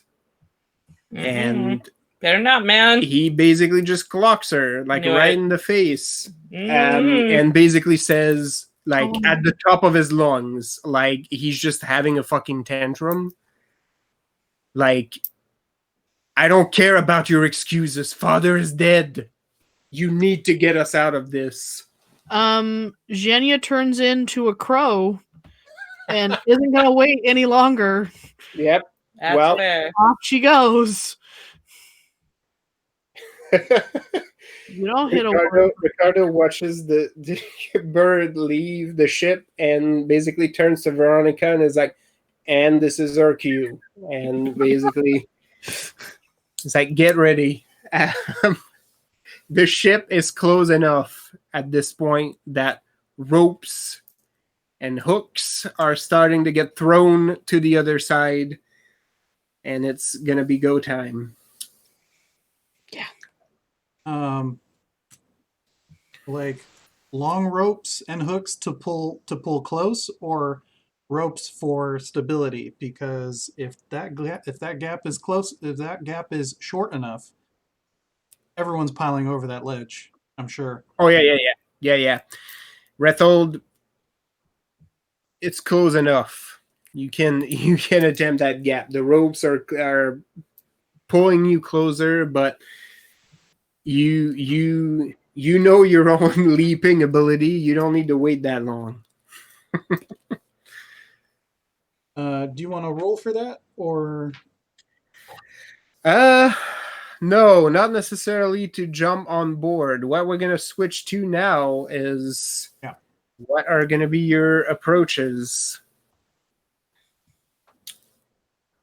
Oscar and Emil are standing with you.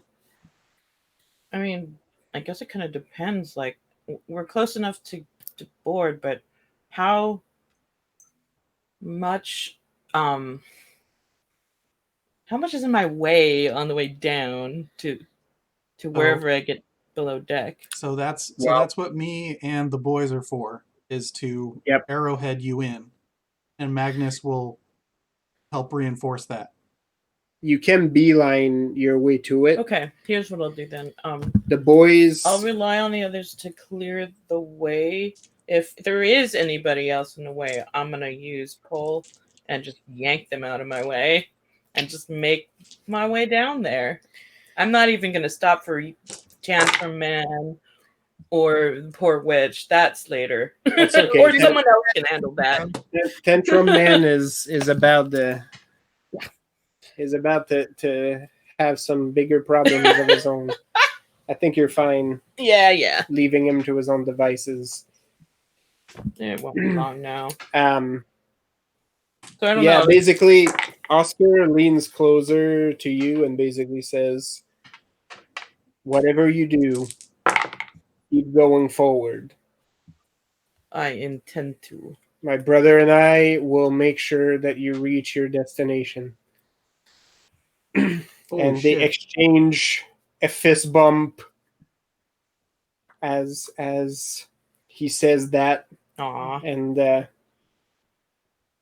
Emil is like, well, normally it would be two boys. Now it's a boy and a scarecrow, but we'll make it happen.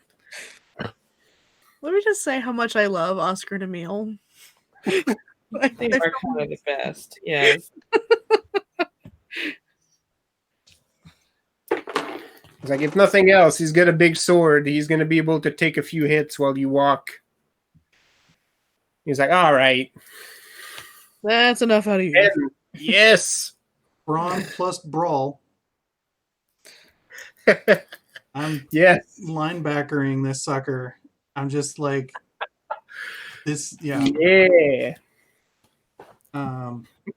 So basically, through that, I'm lending those raises to Marillena to make sure that we push through properly. Totally. What should I roll? I mean, I'm trying to get around and, not be impeded by things. Is that athletics? Yeah, that would be an athletics. Okay. Finesse. Zhenya has ravened over, and she's going to drop her full body and 2 knives into this whiny little bitch. So brawn plus brawl, I assume. Oh, yeah. Oh my gosh. It's like, are they going to keep replacing them with, new relatives? Because you're just going to keep killing them. Right. No, nothing more. That's hilarious.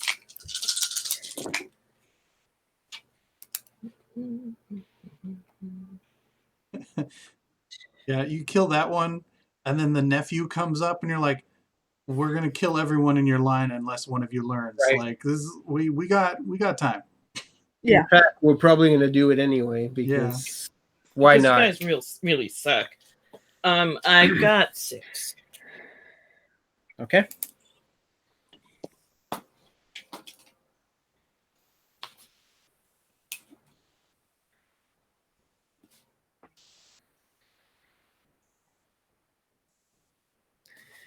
All right. Evine, you're in a perfect vantage point. Would you like to switch? You got 8, Kenya. Would you like to switch strategies, or are you going to continue to cover from above? I'm gonna stay up there. Yeah. Thin it out. Well, from there. Little dents up here. No idea where those arrows are coming from. No. Mhm. Ugh. You wish. I rolled like 5 2s. Wow. Oh man. I rolled like a bunch of 8s, and I'm like, God damn it. Yeah. It's funny because I hate when I roll 9s because if it's a lot of 9s, it's like, but all those points are getting wasted. Right. This is where you want to roll 1s, right? But Yeah. you know. These, I didn't do anything with them. I couldn't do anything with them. Yep. They're just Yep. there. They're just having fun. Yep. Yeah. They're those 2 kids, part of your group project that, you know, they get to get the grade, but they didn't do shit. Uh-huh. I had 2 10s who decided that they were going to bring 2 more 10s along, and I'm like, thank you, I appreciate your contribution. Please stay. But yeah, Nice. Nice indeed. I got 7. 7? Okay. No, you mispronounced it. 7. Yeah. That's right. Sorry about that. Let me correct my notes. Spelling. All right. Well, Rethel, you sounded the horn, so it only makes sense that you would also lead the charge. As the 2 ships are being brought together, you basically just leap over the gap and try and land double on the other clothesline. side. Yeah. Just yeah. It's not a matter of technique at this point. Like, you're just basically, I'm gonna start hitting some of you, and it will happen how it happens, and you end up tackling a bunch of the Marines while swinging around to try to clear a path. And you even manage to sort of shift where the action's taking place. You're clearing a pretty good path for Marillena because now you're a big target right on the ship, and you're pushing the action away from where she needs to go. Lovely. You hit those good moments at least a couple times where, like, you're just reeling your arm back to go for another go, and it just so happens that somebody's walking behind you at that time, and your elbow just like collides with them in a really satisfying way. So you're like, yeah, I'm in the zone right now. Nice. Keep up, but yeah. Magnus. Yeah, he held that over the din, and you hear the leaping over the gap. Like, there's pain in that grunt. That he's just a couple of steps behind. Oh, madness. Yep. He just didn't get to it as fast. He wasn't on it as fast as Rethel was. All right. Gotta be thirsty for it, man. Well, Zhenya, meanwhile, Yeah. you crowed over, and there's like a very pissed off, like, nobleman. Jenya's least favorite people. Yeah, you don't understand what they're saying, but he's like, You've heard the tone of voice. It's yeah, not. he's yelling at this woman at this point, like to the point where like his voice is cracking, like it's really plus like Magnus and Rethold just landed somewhere else, like on the boat there. Like you catch sight as a bird of like Rethold just bowling over like a bunch of the Marines on the ship and just basically knocking out a bunch of them. So it's sending this kid in a fucking panic. Mm-hmm. And instead of doing what is proper, he seems intent on finding scapegoats. So are you turning back into a person at this point? Is that I crow over, and just as I'm over him, I person and then pull my knives and land. You just descend on him. Nice. Yeah, again, like father, like son. He's in the throes of rage, and then poof!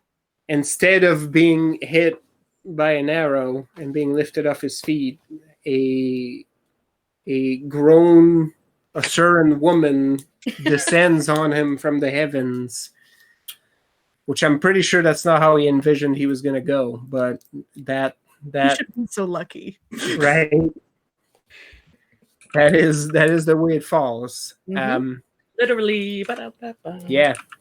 Evie and Marillena, you actually see that happen. Like you actually lose track of the bird because it's night, right? Like it's like a black bird just flying overboard, but suddenly you see Zhenya descending from above, and the yelling stops. I do remember that talk with that that like really grim swordsman dude. Was it him who said that I needed to kill everybody? And I was like, "Yep, will do." Right. Yeah. He was on board. Yeah, so the squeaking and the yelling stops as the young man just like gurgles under Zhenya's knives. And then she gets into his ear and goes, "You'll never touch another woman again." He looks like he wants to respond something, but he's got too many cannot. holes like in him. He just can't. Yeah. Too many blowholes. It never comes, and he, contrary to his father, has a moment to realize what is happening to him, but that moment is fleeting, and he dies. Immediately, the two guards basically move to grab this woman, like visibly in an intent to bring her so cute back under the ship.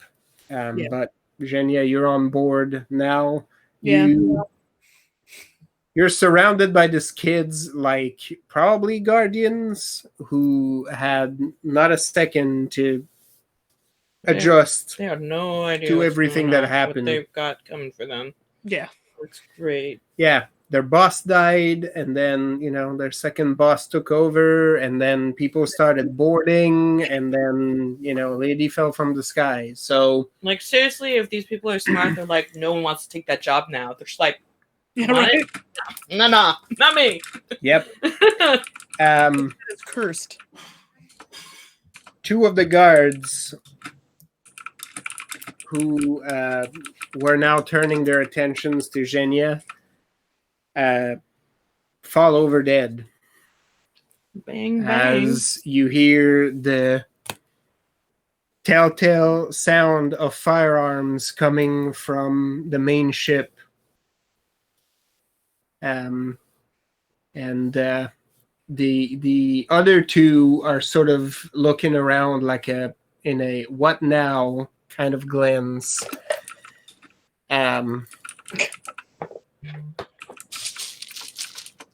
Magnus finally catches pace with Rethold, but now he's going to have to put in some overtime because he's getting the dregs and the leftovers that are left in Rethold's wake. So he's going to push a little bit forward, but all the intent to clear a path for Marillena who now jumps on board with Oscar and Emil, basically shoulder checking and cutting a path through.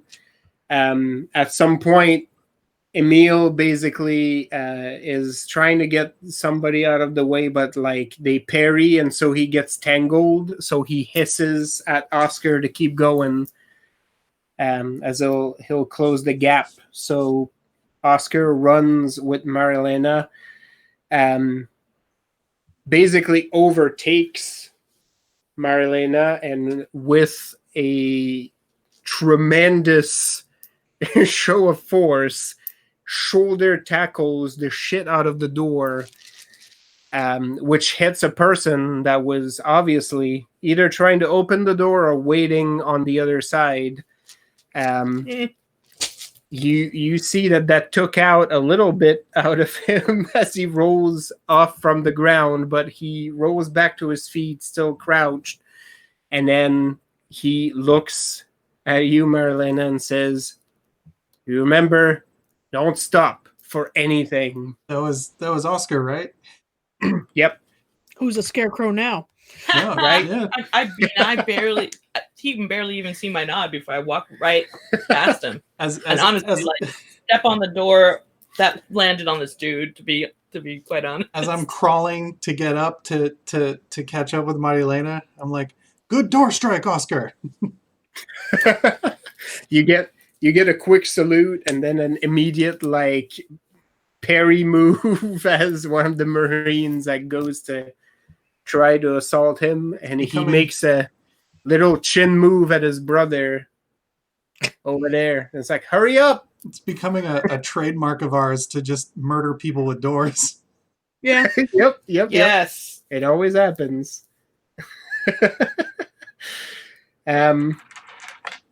All right, and with that, you notice that some more of the crew from La Baleine Blanche is leaping on board. Ernesto, Natasha, the captain is on board, pistol in one hand and sword in the other. She's yelling in Montaigne.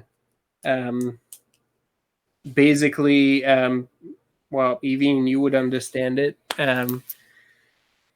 She is making wild accusations about their lineage and how basically probably everybody on this boat is related to one another, and this is probably a mercy to put them out of their misery. Mm-hmm. Also accurate. I agree with all of these statements. Animal anatomy notwithstanding, there must have been a way. Yep. So,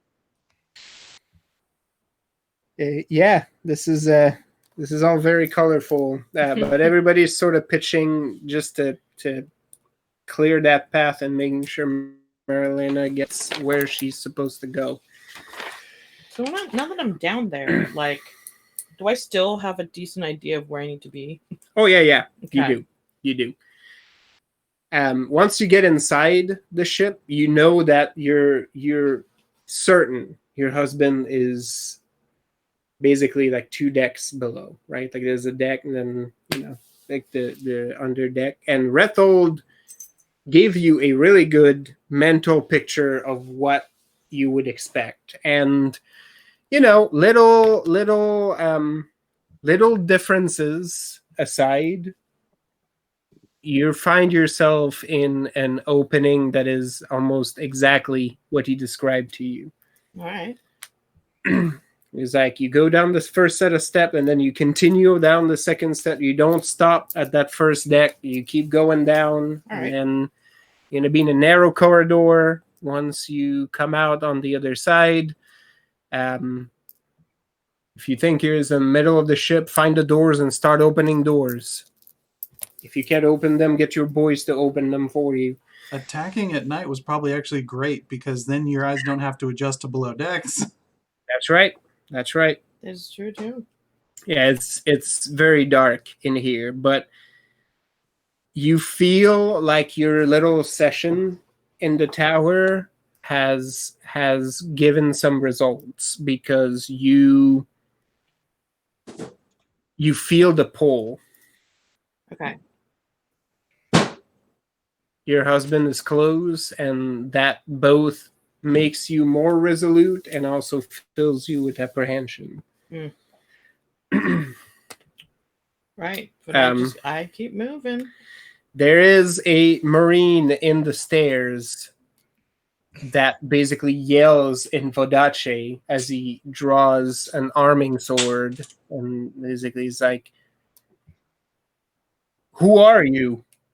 I don't answer that question. I come at him with my daggers. Yep. I figured. I answer with a stab and then another stab. Your last dance partner, bruh.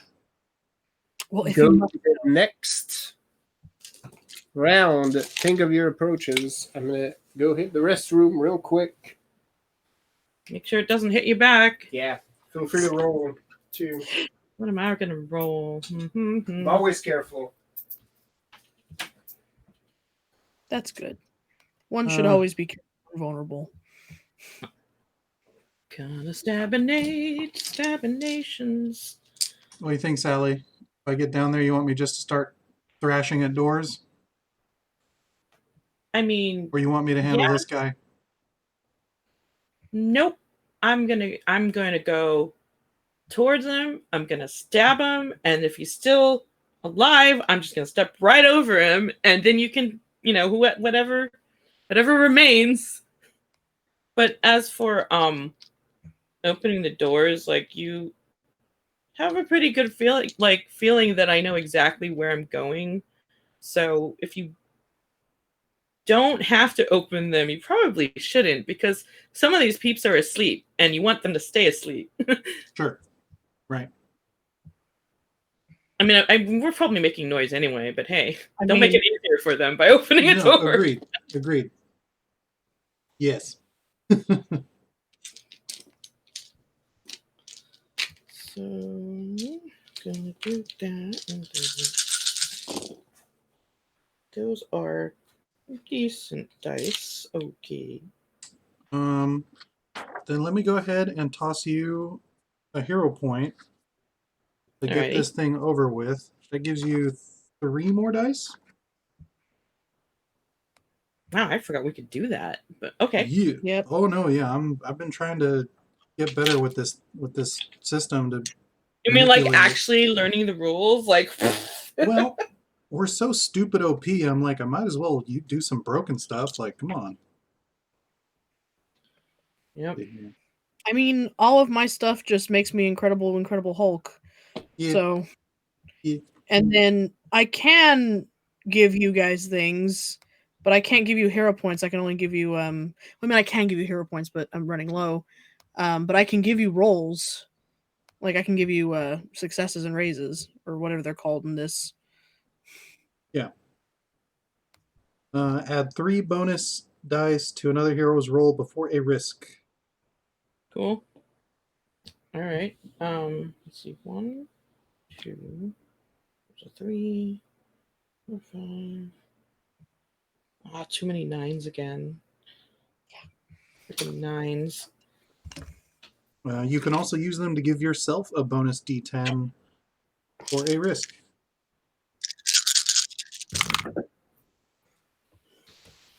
Coolness. Can you actually get more dice if you give it to someone else? That's pretty cool. Yep. Oh, yeah. Yeah. Courage is teamwork. 4, 5. Ooh, or if the GM buys any unused dice that aren't part of a raise, for each die the GM chooses to buy in this fashion, you gain 1 hero point, but he also gains 1 danger point. That's Heck right. No. Don't have any more of those. You don't need any. Hey, you know. So, okay, so here's what I'm going to do. Guy's in front of me, right? I'm going to approach him, just stabinate, and I don't care if he's alive or dead at that point. I'm just going to walk right past him. Sure. And I'm going to roll weaponry, obviously, but I want to use Resolve for this, because heck yeah. That is fair. And then I got extra points from Russell because of the hero point. So down the hallway. He Not my just math sees problem, though. down the hallway. He sees my form with my axes out. Yep. Next question. Is my strength of 10 still in action, or do I need to spend another hero point for that? No, I think it would be. Okay, strength of 10 and Riot Breaker 6 to mull down this crowd of people. Okay. They're all just standing so close together. It's so like how considerate. It's like bowling at this point. Do y'all play croquet?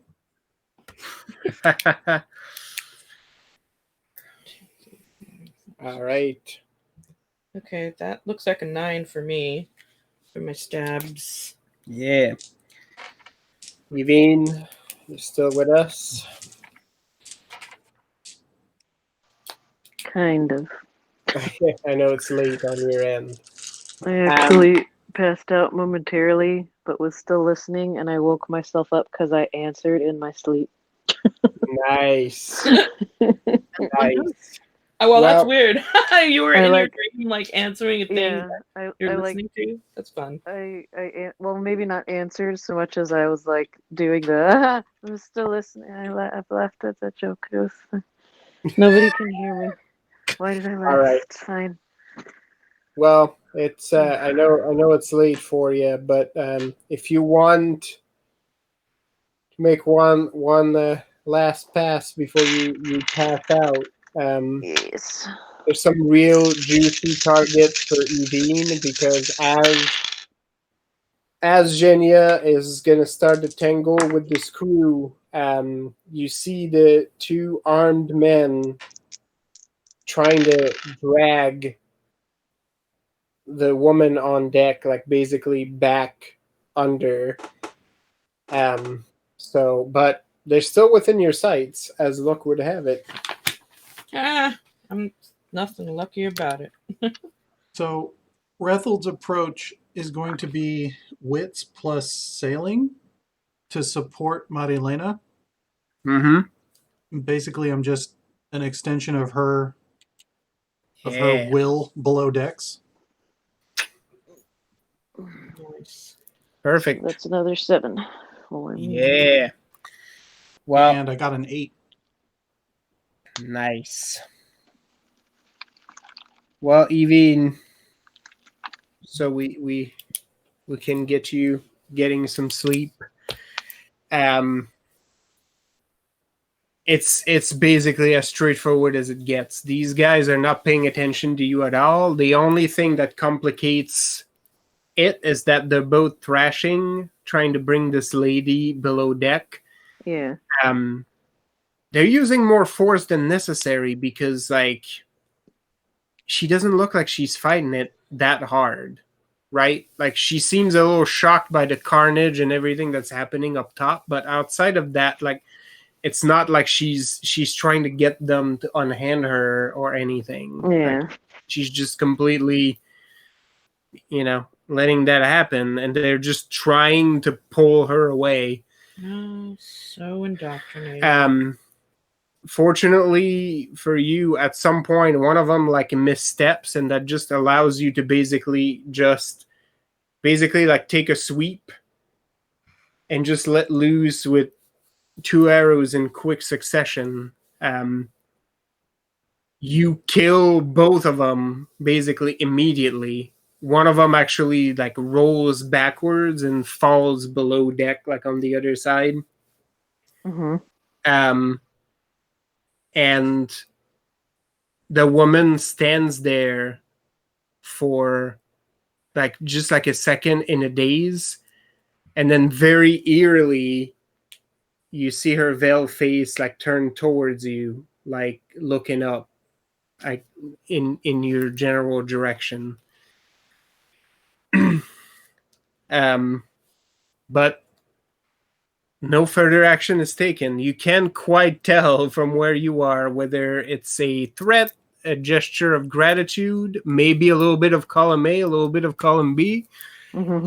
Probably doesn't even know what to Who knows? make of this yet. Right? But for a second, it's very creepy because she seems like she's looking right at your perch, and yet there's no way from where she's standing that she can actually see you. Oh. Well, that's just those witchy women. Y'all know what we can do by now. Hopefully, she's smart enough to know if she wanted her dead, she'd be dead already. I mean, likely. But yeah, you got that secure. There's traffic probably coming up from below deck, but by that point, that woman is there though? free, quote unquote, to go where she pleases. So yeah. Thanks, Amanda. I know it's late, so if you wanna tap out at this point and grab some rest, please feel free. I'll hang in for a bit. Okay. Aww. I might pass out, but we'll see. I'll listen to my sleep podcast of you guys telling the story. Nice. All right, Marillena. At this point, you're so close. No force on earth will stop you. Mm-hmm. So this guy with his arming sword in front of you, he's just a speed bump. And I'm just like, ha, that's funny.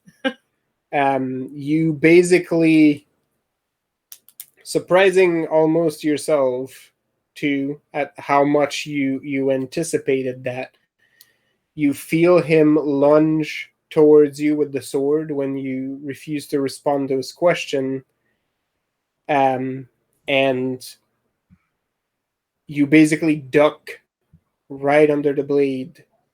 And as it sails over you, you basically continue down the step and give him a good stab in the ribs on your way down as you pass through. Don't ever stop. You keep going. It's dark, and yet it gets darker for a second as Oscar sort of steps back up, and then there's the form of Rethold in the door frame, just blocking whatever light is coming up from above with the axes out.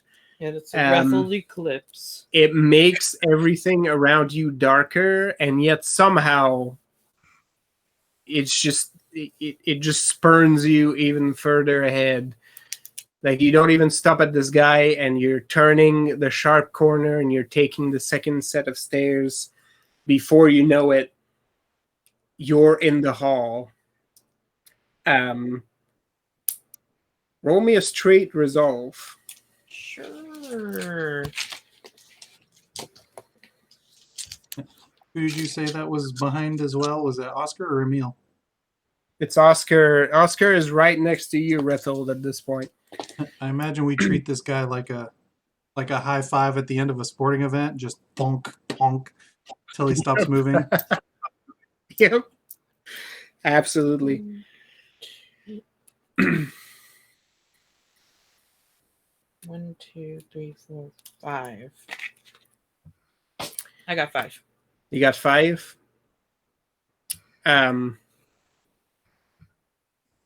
She got 5 on it. I was already singing that in my head, in my sleep. Nice. See, those good reflexes never go away. Nope. There is one Marine in the hall. You can hear more people coming in at the complete other end. It's real dark back there. But you know instinctively, fourth door on the left. All right. Oh, it's going to be locked, though. Well. Not for long. There's one Marine standing in the way.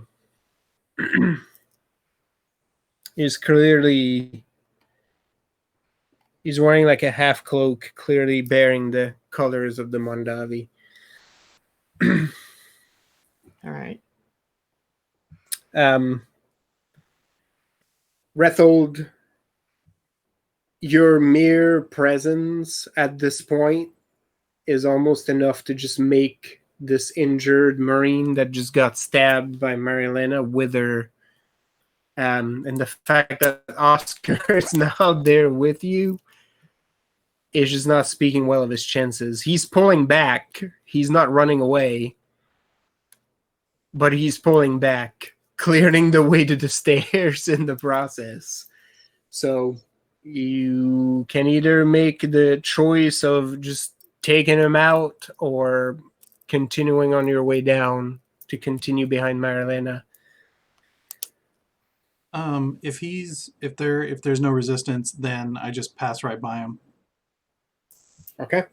Because I mean, honestly, as soon as I hear somebody come up behind me, I'll say which door it is. Fourth door on the left. I just The see Marine you. in front of me and several more coming. I see you point your knife at the door with the guard. Yep. And let's see. Do I need a hero point to switch up my tactic? Right. I believe yes. All right, That's a then. thing. Then the guard is getting both axes. There you go. Ooh, special treatment. He's in the way. Yeah. Fantastic.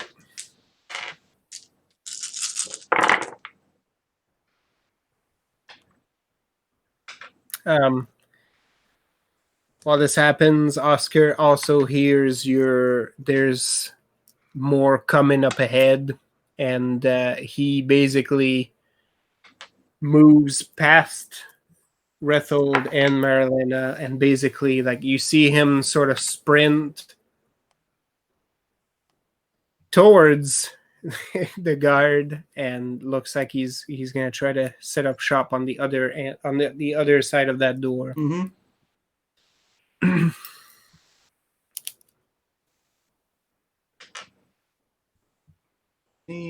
15. Okay. 2, 4, 6 successes for aim plus panache to lock that guy down. Yep, it's enough. Both axes fall free.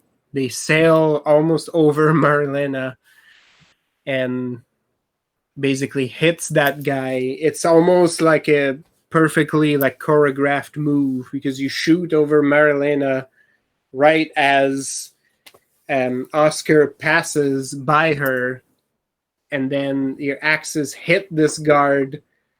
He hits the door and then sort of slumps just in time for Oscar to basically take a short leap over where he fell and sort of post himself on the other side where the noise is starting to come. He sort of points the sword down the hall and then sort of looks at it for a second and then plants it behind him and then pulls his arming sword, because there's not enough space in here to wield this gigantic blade around. That is true.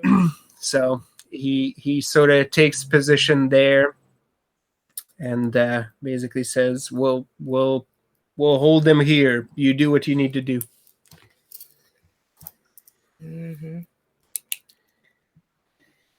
Zhenya, up top, you're basically mowing down this crew of folks. You grab the last two guards by the throat and just like shove them to the ground and then stab them to get yourself back up. And then you start cutting into the Marines too, for good measure, because they're close by. You notice that what you can only assume is the ship's captain is pretty close to you. He looks fairly incensed, like he's trying to appeal to you for something, but he's speaking Vodache, so you can't understand a single word that he's saying. Awesome. Well, hopefully he's not trying to attack, because then Jenya's just going to be like, I know that language, though. Right. I mean, it really doesn't matter because he's looking like he's trying to make an appeal. The tone of voice he's using is like, to you, it carries a what are you doing? Like, just like a, do you know who these people are kind of a deal, right? Like, if you were to infer from the tone, like you that's what you would guess, but no clue, right? Like, it's all gibberish to you. Just to like combat that, she laughs Usuran obscenities at him. I thought you were going to say laughs in Usuran. Yeah. I mean, he doesn't understand them either, but again, based on tone, he can infer. Yeah. After you've taken down like 4 or 5 of these folks. By the way, since I have 2 dramatic wounds, that does give 2 villain dice against me. Oh yeah. So we'll make use of it. Just saying. You hear the telltale sounds of firearms getting discharged once again as more folks further away from you plummet to the ground, as you can feel watchful eyes of your family over you. As you're mowing these folks down, as you get back up, you realize in a very like creepy fashion that the lady like stayed on top of the deck. She's got both hands like sort of folded in her lap right now, and she's looking at you. You can't really make out like much of her features. She's peering at you through the veil. She hasn't left. Yeah. She's just sort of standing there. It's creepy because she kind of looks like a doll a little bit, like nobody, in the sense that nobody has indicated what she should be doing next. So now she's just dormant. There. Yeah. Man. She's awaiting command. Ooh. Maybe I can teach her a value of Matushka.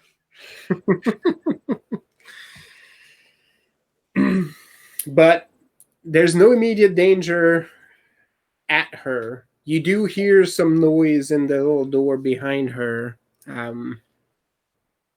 Like some folks might actually be coming up. You notice that the people that were close to her are dead. Mm-hmm. At this point. They've been arrowed. But yeah, she's just there. There's chaos all around her, and she's just like standing in the middle of this deck, just watching stuff happen. Okay, creepy.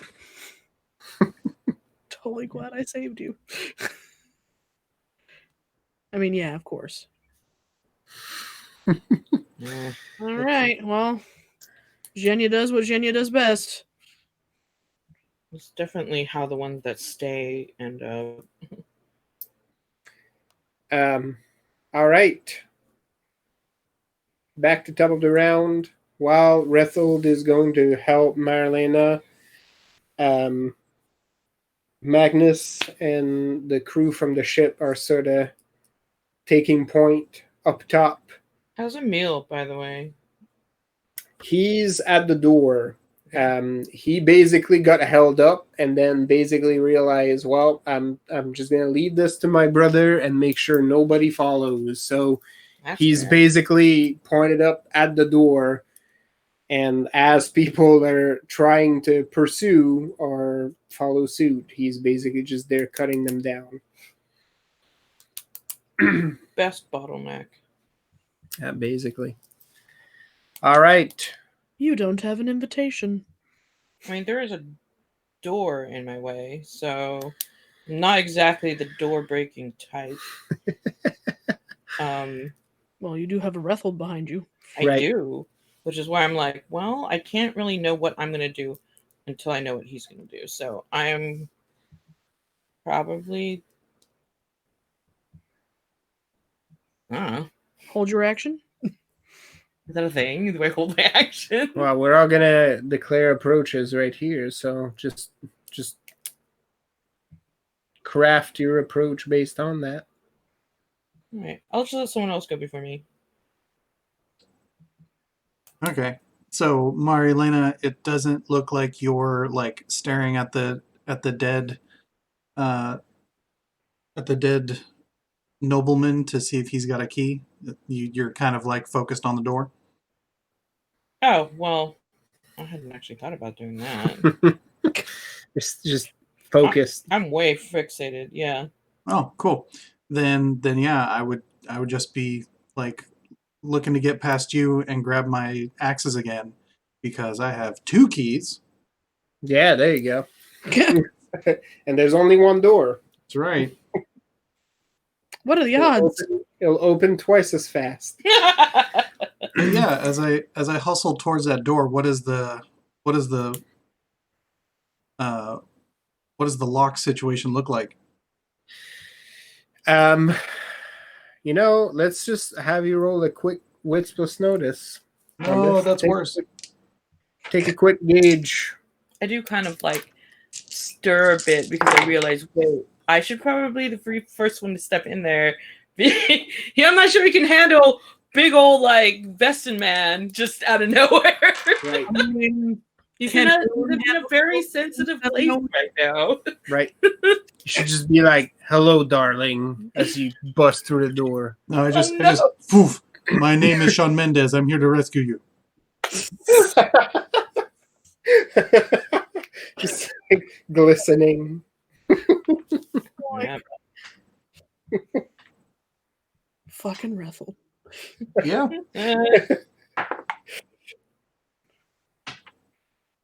That's how you live down in legend. Mm-hmm. Jenny is still so terribly confused why Rethold picked the name Mendez.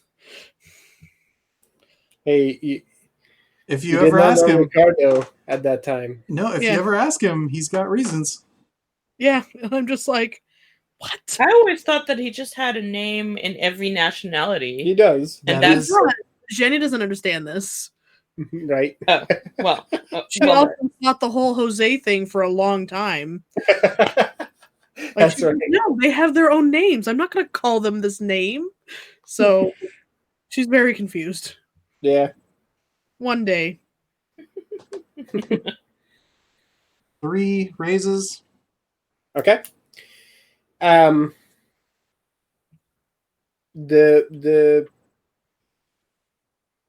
dead person doesn't have any visible key on him. You're looking at a heavy wood door with some metal reinforcings, but you've seen those doors before. You know where the weak point is. You know where to hit them. Then yeah, my approach will be brawn plus 4 because my aim, my weaponry, and my sailing.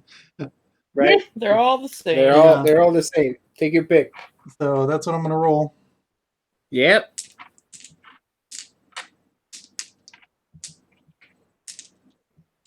Yeah. And we're gonna bust this door down. Oh hello. Oh hello. Yes. You can stay. Oh, really? Yarly. Oh, my.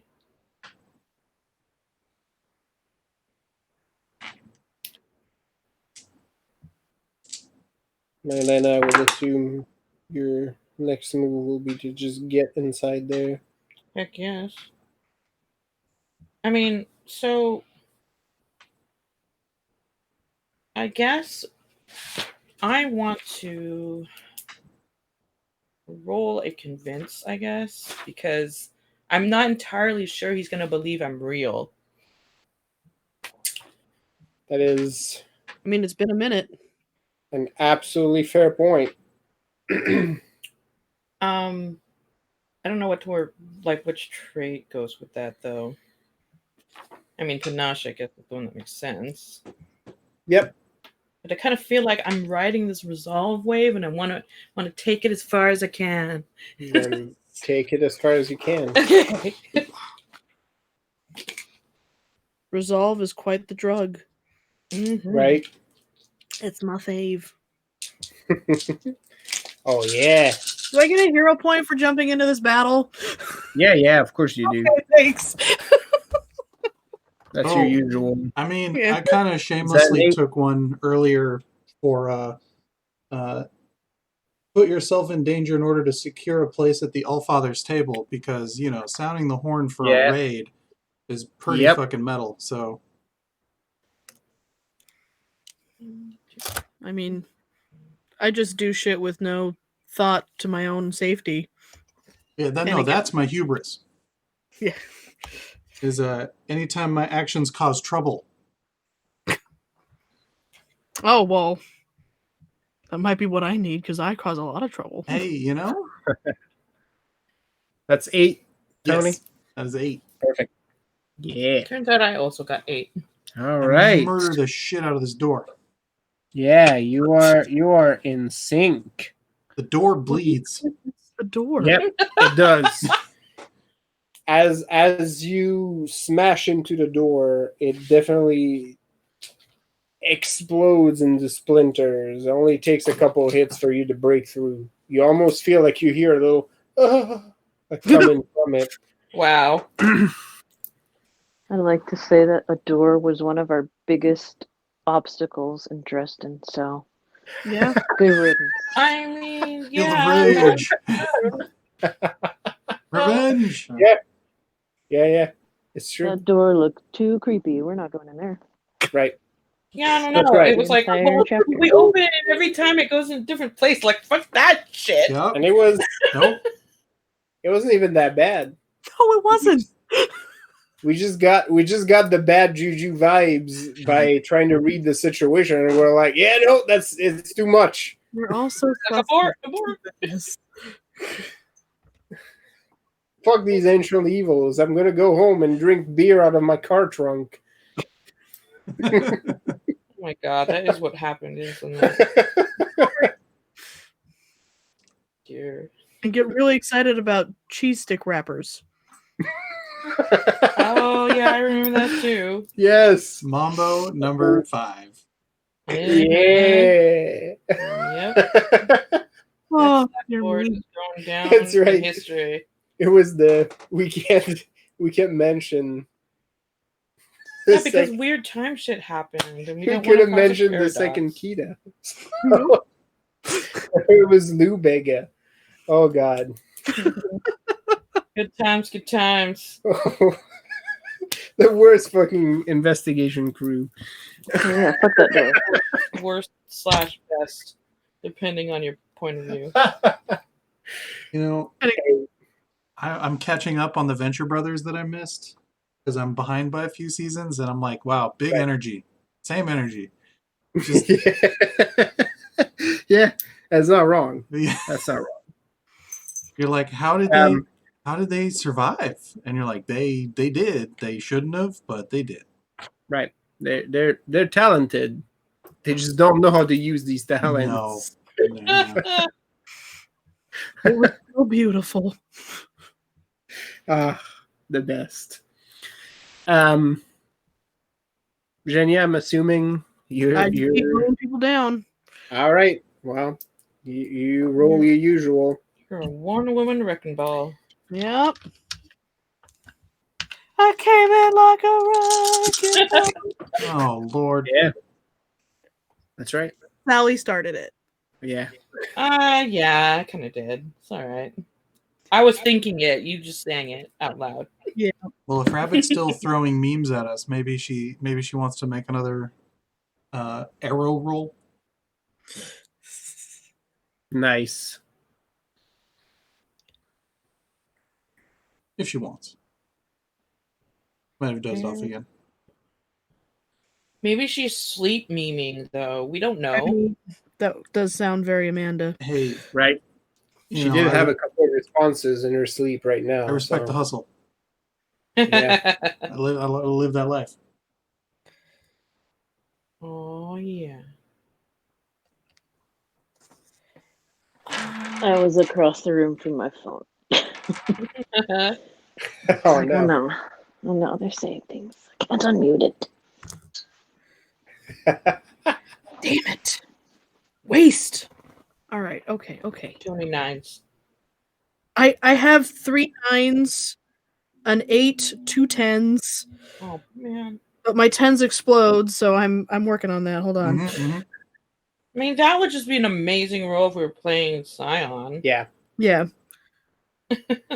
Well, we're getting on up in time, so that'll be our last round. Well, it shouldn't need much more. We're gonna do some cleanup next session, but Sure. I'm sure Jimena and her brother have contributed to the mess on deck as well. Oh yeah. It's a 9 for Zhenya. 9. Oh yeah. Zhenya, somehow the path of your massacre has now coincided with Magnus's. Ooh. So Revenge. now the two of you are now in melee together.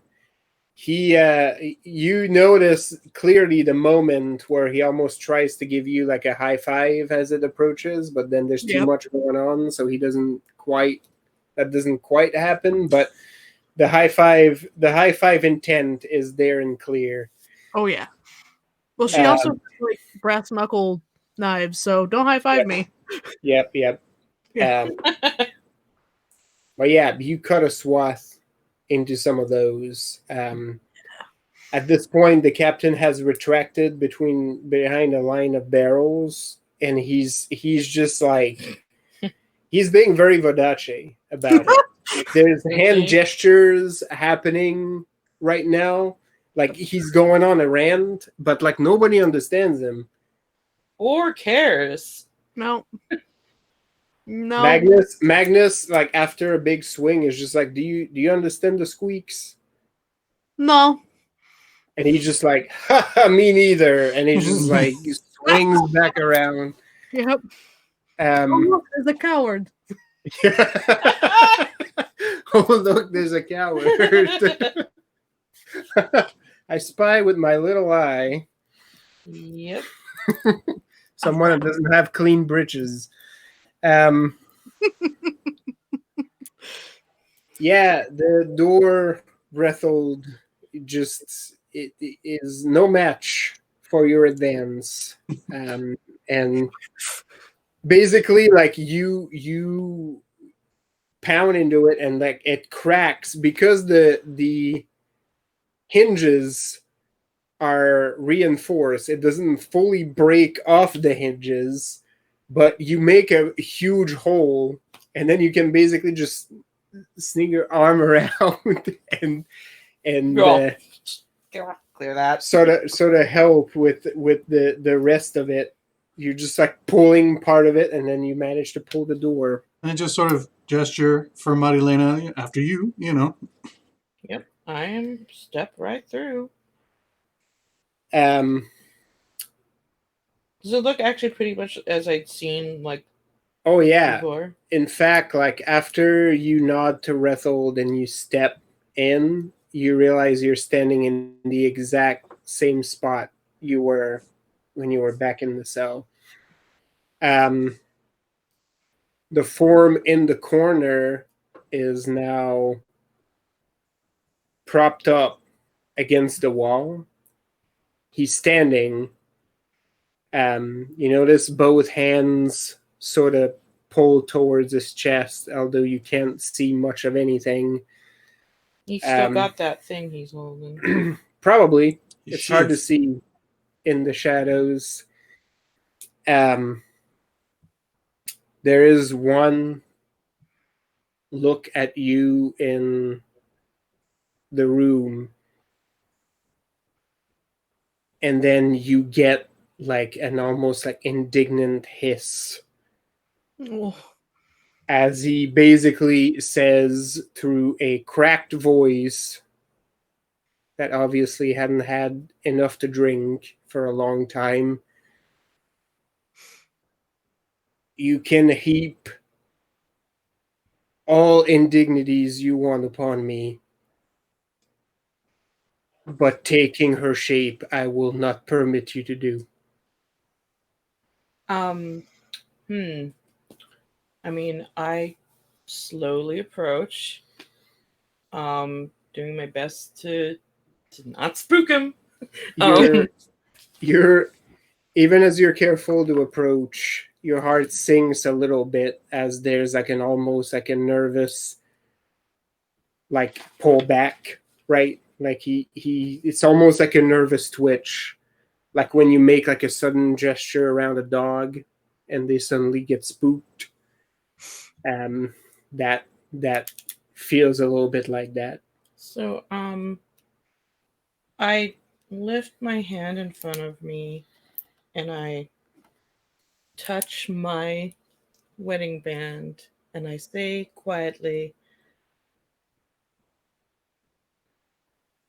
how long ago was it?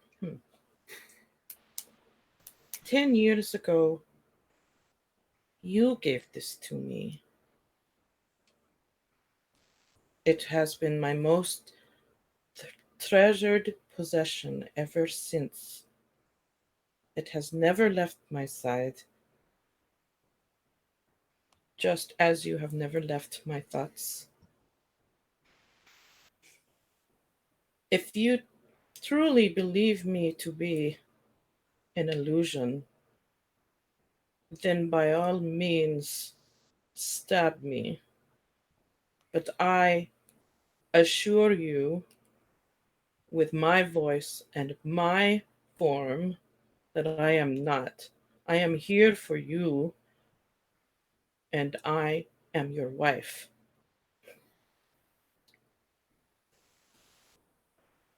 There's a pause and you hear like a metallic sound, which you realize is just his hands kind of shaping the chains.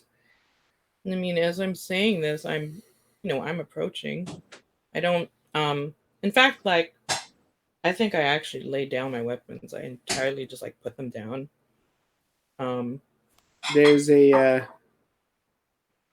There's a slow and almost whispered howl. Oh, she moved.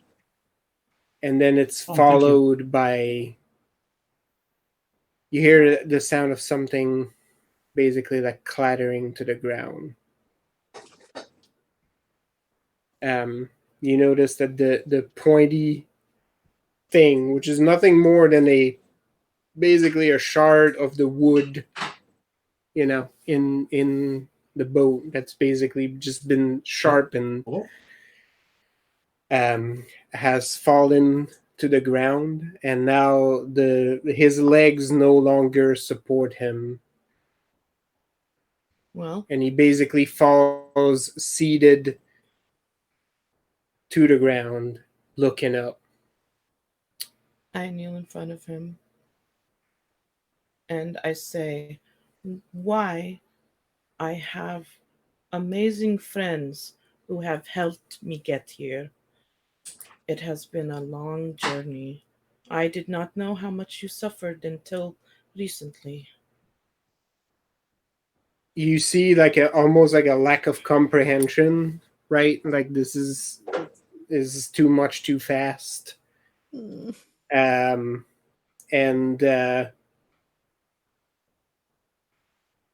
you basically like just get a hug, and he smells horrible, but he you get a hug, and he tries to say your name, but it's just breakdown. I just starts bawling.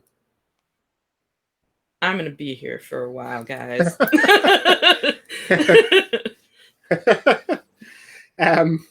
In the corridor, you hear the sound of boots as more people are coming by, and you hear Oscar with his arming sword saying, well, if we are going to meet combat here,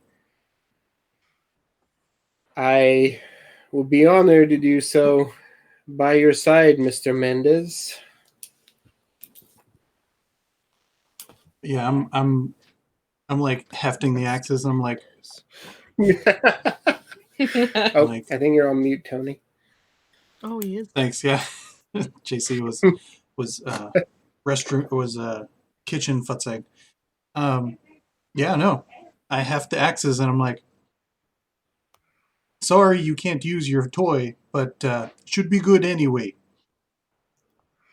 Well, next best thing. It's too good for this raffle anyways. Favor the left, I'll take the right. You have it, sir. He sort of gets into position. Yeah, after a little while in the cell, like the crying stops enough for Leandro to say, I told them nothing. I know. I